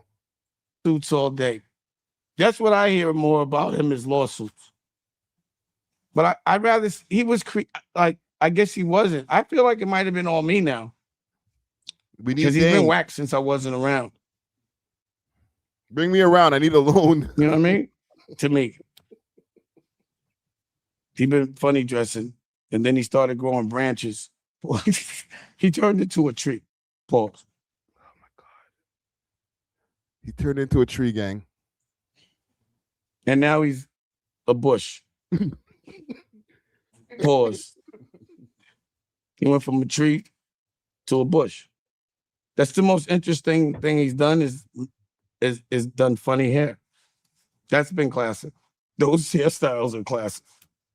But I think his friends should tease him a little. They'll keep him a little cooler. Because that would not be tolerated. None of that shit would have ever happened at Rockefeller. I wouldn't have let it. I would have been on the floor too hard. I would have been crying through the whole set with that hair. Like, you think when he walked in with, oh, that shit is fly. Like, what was the reaction to that when he walked in the room? He's like, I'm going to give him the flower pot head. The flower pot head is crazy. Yo, Dame, you need to get into stand-up, brother. Please. Just don't even come up with routines. Just go on stage and just roast Jay for about 15-minute sets. All right? I'm going to that. I need a ticket. No long, you know what? This is about 20 minutes. This is a good cook. You know what I'm saying? So we could do like maybe a half an hour set of just standing up there telling us Rockefeller stories and how you feel about it now. You know what I'm saying? I'm gonna look like the dandelion, you know, the flower, when you blow the flower and everything, I'm gonna look like that. Pause. The dandelion? What? Are you talking about this? Dandelions. You talking about that's Jay? He's tripping. Hold on.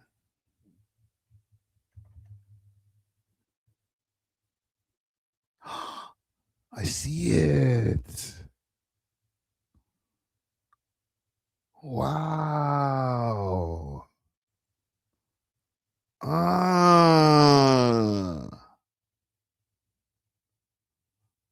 You know what, damn? When he's right, he's right. You feel no one's gonna think it's a wig. Like, I don't understand the plotting behind that. So let's move on. I could do this all day. Okay. We don't got all day. Yo, salute to Dame Dash. All right. Make sure to go check out the rest of this interview. They talked about Jay for longer than that. Okay, this is just a clip from the interview. Big salute to Art of Dialogue. I should subscribe to their page. All right, the Art of Dialogue, and yeah, Dame, let's get it together, bro. It's fine, man. Just call him, man. Be like, yo, Jay, I'm sorry, bro. I fucked up. I'm fucked up right now. Like I need some bread. Let me get back down with the team. All right. Let's move on though. Let's move on. We're about 2 hours in. Like I said, this is not going to be a long live stream. If you have any topics that you want me to talk about tonight with the crew, for episode 690, let me know, and I'll bring it up with the crew. All right. I'm still tracking stories for tonight, so yeah, more content for your head top. I want to get to this Casper TNG interview. All right, Casper TNG has finally released the interview that he did with CBCQ. All right, he posted something on his Instagram page. Bang. All right, him and this interviewer guy over here. Okay, big salute to Casper TNG. Find the full interview wherever you listen to podcasts on Tuesday, June 2nd. So And here's the interview right here. Now, what I want to do before I actually play this interview, I want to see if the video is available yet, because it's kind of irking me that they don't have a video for this yet. This is what, and listen, salute to CBC, but this is the kind of thing that irks me. Like, just drop the video, fam.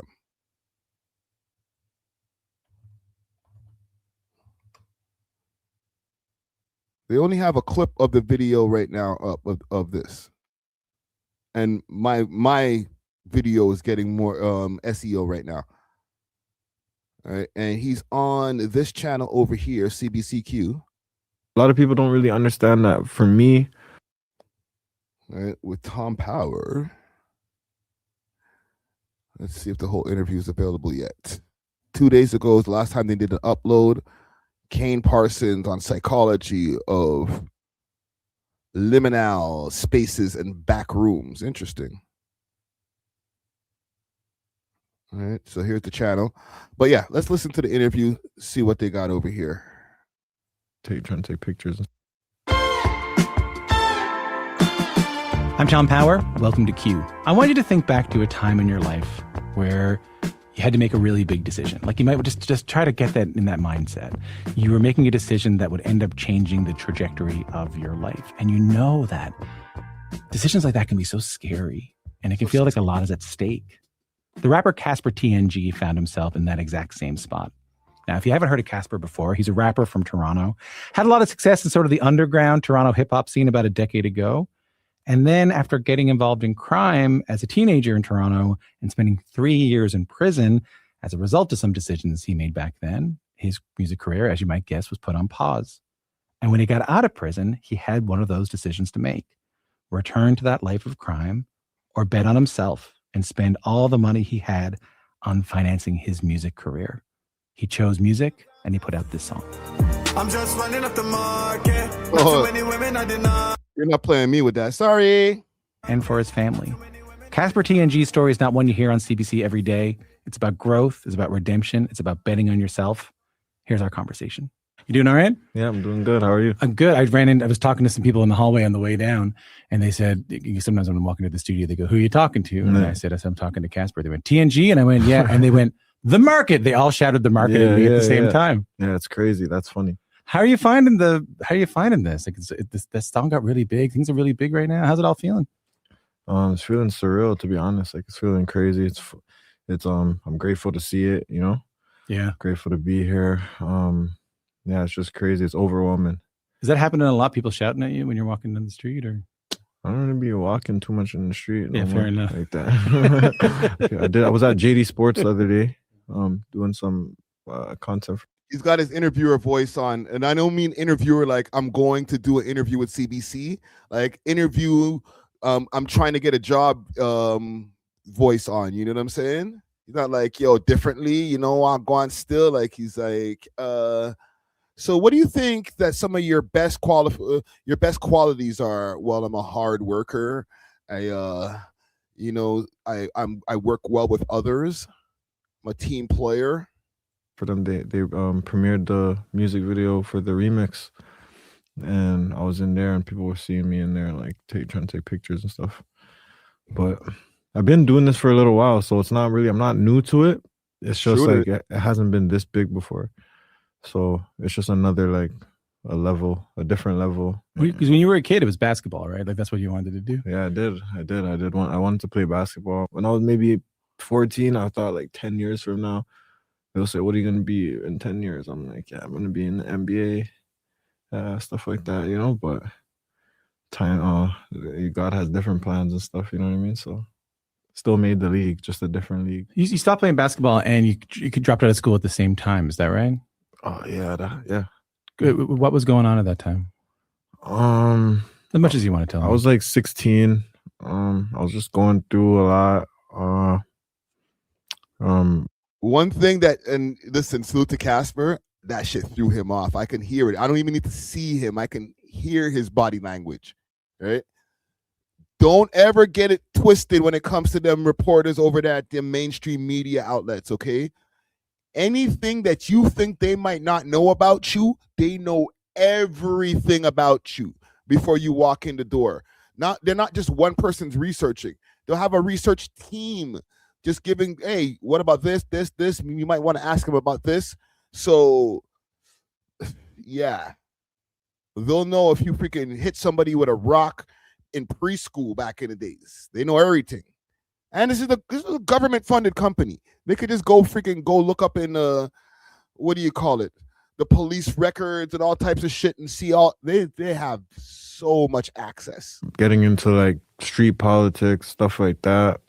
Trying to make money, so I was like taking different routes to try to make some money and stuff like that. I got into selling drugs and other different illegal things. So I kind of stopped going to school. So the basketball thing kind of went away. Like the basketball thing kind of got put to a halt because, like, in order to go to the NBA, you got to go to school and you got to get the scholarship. Not the scholarship, but you got to go to college. Yeah, you play college ball and then you got to play college ball. Then you got to Yeah. get drafted from there. So it's like, all right, from once I'm not in school no more, it's like, why am I playing basketball? So I just stuck to the music and stuff like that. Just rap my experiences and stuff, what I was going through. Right. So I get it. You were a kid. You were like 16. You needed to make some money. You kind of went into some criminal worlds in order to be able to do that and doing some drugs and stuff like that. But rapping is something that's like stays with you. You're able to keep doing that, and you start rapping about your experiences. Yeah. And it takes off pretty quickly. When did Dope Boy come out? That was in 2015. I was 18 when that record came out. A dope boy or rapper, she got a dope boy or And stuff like that. Can I ask, like, with respect, like, how was juggling making music? And I don't even know what to call it, Casper. Like, I don't know if I call it like crime or like, what would you call it? Like the other life you were living? I don't know. I just call it life. Okay. That was just my life. Fair enough. So, like, but you know what I'm trying to get at? Like, how did you juggle like the other parts of your life with that? It just seems like a lot to me. Yeah, I didn't juggle. I couldn't juggle really. Like, I was in and out of jail. Like countless arrests and stuff like that, since I was probably like 17 years old. I see you, Johnny Blix. Thank you.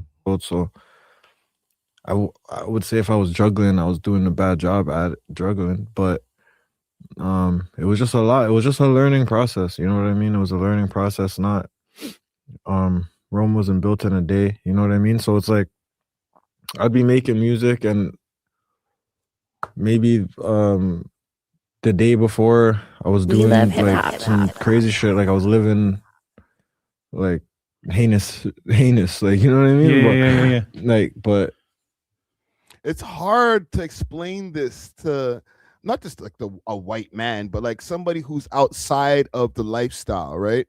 And I seen somebody say earlier in the chat, like, the guy sounds like a therapist.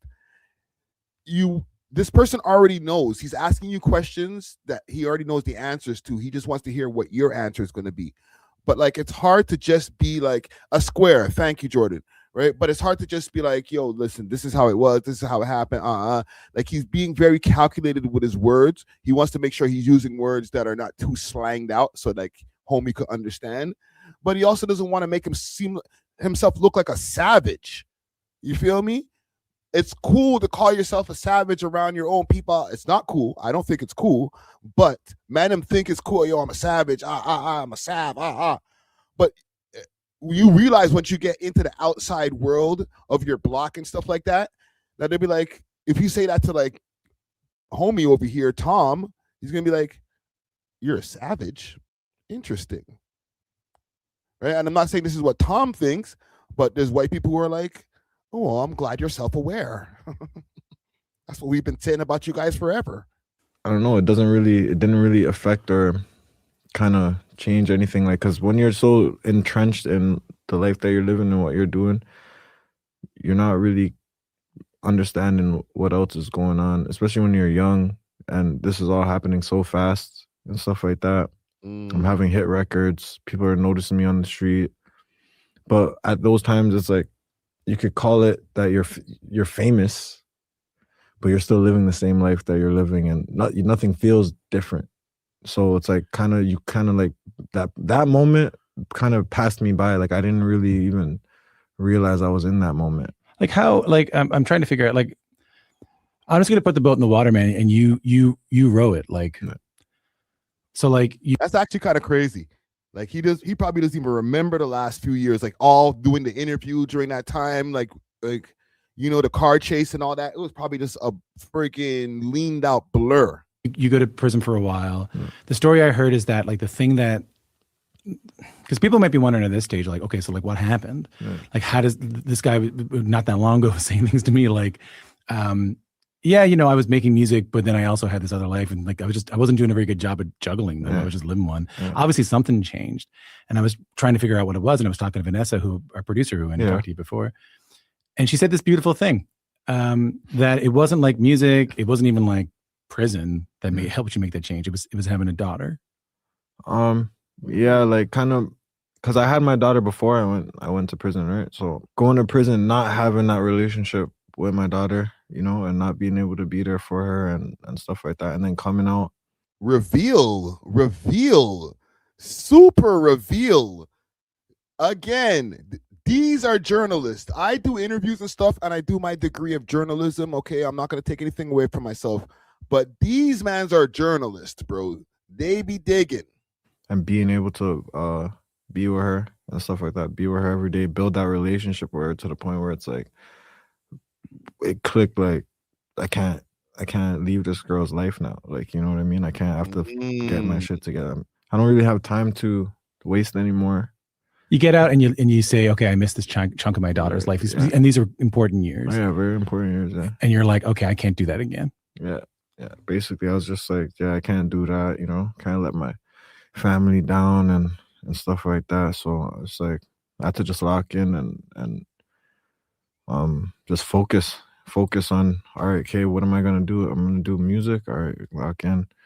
I'm gonna and I just worked a long time on trying to change the stigma that I have around my name, stuff like that. What is that stigma around your name? Just the stigma, like, Toronto street guy, hood guy, probably a crash out, does drugs, stuff like that. Like, you know what I mean? Like, I heard there was a moment though that self-awareness. Holy shit, man. I'm like, pause. I get a little tingle, like of being proud, man. Like, this is nice. A mature Casper. You were thinking about quitting music because that stigma kind of became too much. Yeah, just the perception. It's like, and then I start thinking like, okay, like 20 years from now, when people think back, oh, Casper TNG, what are they gonna remember? You know what I mean? They're gonna remember all this stuff on the internet and all this, the foolery. So I was like, yeah, I'd rather not. I'd rather just cut it where it is. Casper was a good artist. Great. You know what I'm saying? And then, because it's a big decision, right? Like, because I also heard there was like a decision, like, am I gonna invest my time and money into being a musician and like being an artist, or am I gonna invest my money and time into like the things that got me in the shit in the first place? Yeah. No, I was kind of in that situation before the market, Go put down on another brick or something. Where it was like, okay, I have some money saved up. All right, what decision am I gonna make? Am I gonna stop doing what I'm doing and just lock in on the music and give it one more shot with the market and my tape One Hell of a Life with 100 band plan, stuff like that? So like I had that idea and put all that together, and I was like, all right, I could do this, but if I do this, I'm gonna have to do 100% go into this all in and leave that life alone. Like, and that's what I did. And I got a call from Universal, and next maybe a week after I dropped the song, maybe 2 weeks after, and it all worked out. I'm gonna say this, and listen, I know if any of you guys see this, you guys are gonna see this. All right, K Money, please, this is your older brother. Follow his example. I know you guys have been both on the road going crazy. You probably have been following his example when he was doing bad shit. Now follow his example as he's doing good shit. I'm seeing it's already happening because he's in less mix-up, but follow the example of your brother now that he's doing good shit. All right? Because like, bro, if you stay out of the mix and just focus and say, you know what? All right, this is what I'm going to do. I'm not going to get into the bullshit. Like while K Money was going through all that shit with Top 5 and the GGs and all that shit, Casper said something like lightly, but for the most part, he stayed quiet. All right. He was not trying to even get into the mix of shit that was happening with his own brother because he had money on the table that can get fucked up if you see him in the blogs too much with too much mix up. And this is the shit that happens with a lot of these guys. People are like, yo, I don't know if I want to get in business with them because they got too much shit going on. And the shit is not their views and their streams on streaming platforms are not outweighing the bullshit that I'm seeing them get into that's posted on the blogs. Casper said, you know what, I need to lock in. I can't be seen like this. I rate it. I'm just here doing music, doing interviews at CBC. CBCQ, and look at the comments on the reel of this guy talking about his story. It's really a beautiful thing. I've never seen anything quite like it. I don't want to spoil it for you, but go have a look. More with Casper TNG after this. What made happened the there? call to go hard into your music to make the market, to promote the market. Yeah. You had made the market to promote the market, Yeah. to give yourself to the market. And then you get the call from a big major, pretty much the biggest major record label you can get. Yeah. How does that feel? It feels good, man. It feels good. I'm feel blessed. You know, I'm happy. I'm taking care of my family, taking care of my, you know, my peoples and my career. And I'm just finally get to just work and focus just on the music solely and not have to worry about other aspects of my life or how am I gonna, you know, feed my family or how am I gonna pay my rent or how am I gonna do. I don't have to think about these things because that's beautiful. I'm in a situation that those are not really problems for me right now. So I could just focus solely only on the music and hours and hours. You know, they say practice makes perfect. So What do you, when you look back at the story you just told everybody today, what are you proudest of? I'm just proud that I was able to just get it together. You know what I mean? Inspire the youth, the other upcoming artists in my city who maybe felt the same way as me, that I don't want to do this anymore or whatever. I'm just happy that I can inspire and motivate, and also that you know, I got it together and just kind of did a 180 and beat the odds. And yeah, man, I'm just happy about that. What do you like? What do you want? You said inspire a couple of times there. Like, what do you want people? Listen, I know Casper's had his share of drama that he's gotten into and his people around him. And I'm not here to pick any sides when it comes to these street policies and stuff like that. But as far as the people around him, yo, protect Casper at all cost. Let me make my screen bigger so y'all can see me better. Protect Casper at all cost. All right. The potential that he has and the fact that has been able to make it this far. Please, when he's on roads, make sure that it's a secure situation. Don't be running around here, moving around loose ball, as they say. You know what I'm saying? Pause, right? Make sure to protect Casper TNG at all cost. All right. I don't want to hear no other fucking bullshit stories of a guy who's making it to a certain point, who's been able to break the glass ceiling, and then niggas try to fuck that up. All right. Please. Able to take from your story who are listening to this? Just, you know, no matter what you've been through, no matter your perception or the perception that the public has on you, or you know, you've made mistakes in life, or you might not feel like you're at your greatest. You know, you got to just keep on going, because maybe when you're at your back's against the wall, there's not really anywhere else to go other than, you know, or when you're at your lowest, there's not anywhere else to go other than up. So it's just keep working and stay motivated. And that's really it, you know? Yeah. Yeah. Man, I get it. Like, I can't imagine, like, I can't imagine what it's like to, like, worry that your entire life for the rest of your life is going to be, like, summed up by, like, your dumb childhood years. Yeah, Dumb things you did when you were a kid. Yeah. You know, and that there's no opportunity for like not only a kid, as an adult too. Redemption. There's no opportunity to be like, hey, I've changed, or like, this is who I am now. And to know that that's going to follow you around forever. I think the decision to like make music anyway, to kind of correct the record, to talk about that is a pretty amazing thing. No, 100%, because a lot of people don't really understand that. For me personally, if you don't know me, you've heard of me, even if you don't know that you've heard of me, type thing. Like in Canada, whether if it's you've seen on Six Buzz the Police Chase, or you've heard my music, or you've heard Come Outside, or you heard Freeze, or you know, but it's like you got to see me. I came into this industry independently as a child, as a kid. At like 15 years old, first time I put myself on YouTube doing music. And since then, you just got to see me. The public has got to see me basically grow up from 15 years old to I'm 30 now. That's 15 years.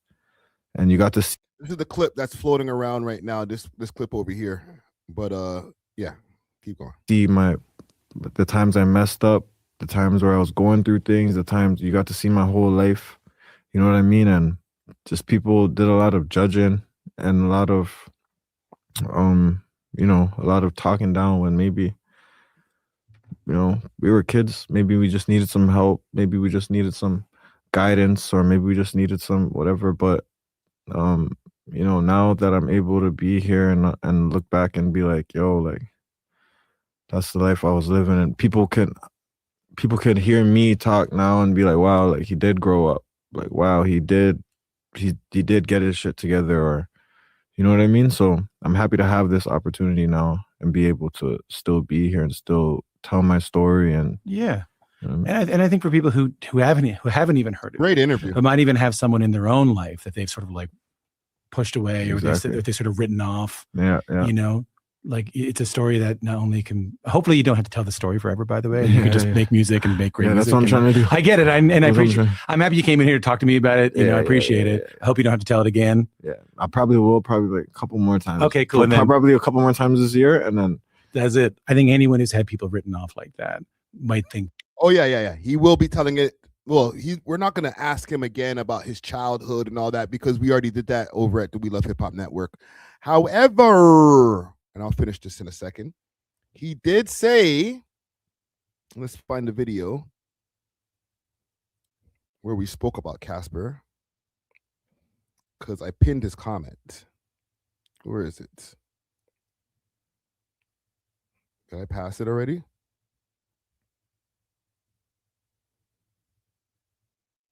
We literally just dropped the video not that long ago. Let me find it.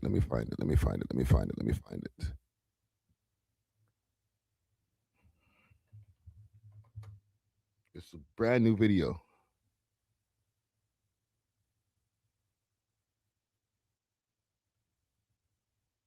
What the fuck? Am I tripping? I literally just dropped the video and the man jumped in the comments and he left us a little bit of a message. All right, I'll find it. I will find it. Give me a second. It was a very recent video too.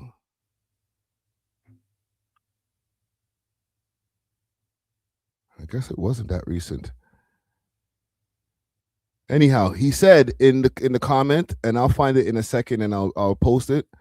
I'll show you guys here that he's going to be forwarding for the next interview. So he's only going to be going and doing 2, maybe 3 more times. He said he's going to be telling his story, and one of them will be over here at the We Love Hip Hop Network. Okay. Oh, here it is. We Love Hip Casper Hop. TNG. All right. Got the comment pinned. I'm pulling up. All right. See it there? I'm pulling up. So we're going to hold him to it. Differently about their own sort of tendencies because of your story and because of the music that you're making. Yeah, no, 100%. And again, I want to point out that everyone cool who worked at the CBC in the hallway was very excited that you were here. I'm glad to know that, man. So you know what? I think you're all right. All right, I'm not going to get a copyright there. Hold on. Did they say anything? It's a promise for who I really. Okay, they probably just play it because this is a radio station at the end of the day, right? Listen, man, salute to Casper TNG. All right, dope interview. Hope that the video drops soon. I would love to see the video and the clips and more clips floating around. I will definitely make some clips myself. Okay, if people want to go and check out this full interview without me stopping and starting and doing the reaction to it, you can check it out over here on CBC in the art section, or just go to cbc.ca and just go put in Casper TNG in the search engine. You'll be able to find this real quick. I think I'm going to end it there, gang. I got 2 more stories that are on my list here. However, I'm looking at the time. I want to make sure to give myself enough time to get ready for the pod tonight. Big salute to DJ Czar, big salute to DJ Natural, big salute to One Take Jake. I got to link up with the man them and get some podcasting going on. Before I go, and I'm going to save the topic about the outreach workers for the podcast, as well as maybe the Jim Jones Fab topic. I don't really give a fuck about that. Let me know, and you can also leave it in the comments of the repost of this. Anything that you want us to talk about on the podcast tonight, and that will be dropping tomorrow morning on all listening platforms. Okay, we'll be back here at 6 p.m. tomorrow with the premiere. As far as the live for tomorrow, I might do an evening live. Okay, like right after the episode, because if I do a live in the afternoon, I'm brainstorming on air. If I do a live in the afternoon and then some news breaks, I'm going to be really pissed off. Okay, so I'm going to save my live till after the episode so that anything that we talk about in the episode, if we missed anything and some news breaks, then we'll be able to cover it on the live stream. Okay, so we're on day 9 of 30. Look out for day 10 tomorrow and an episode of the We Love Hip Hop podcast. Until then, we are off of this. Doses.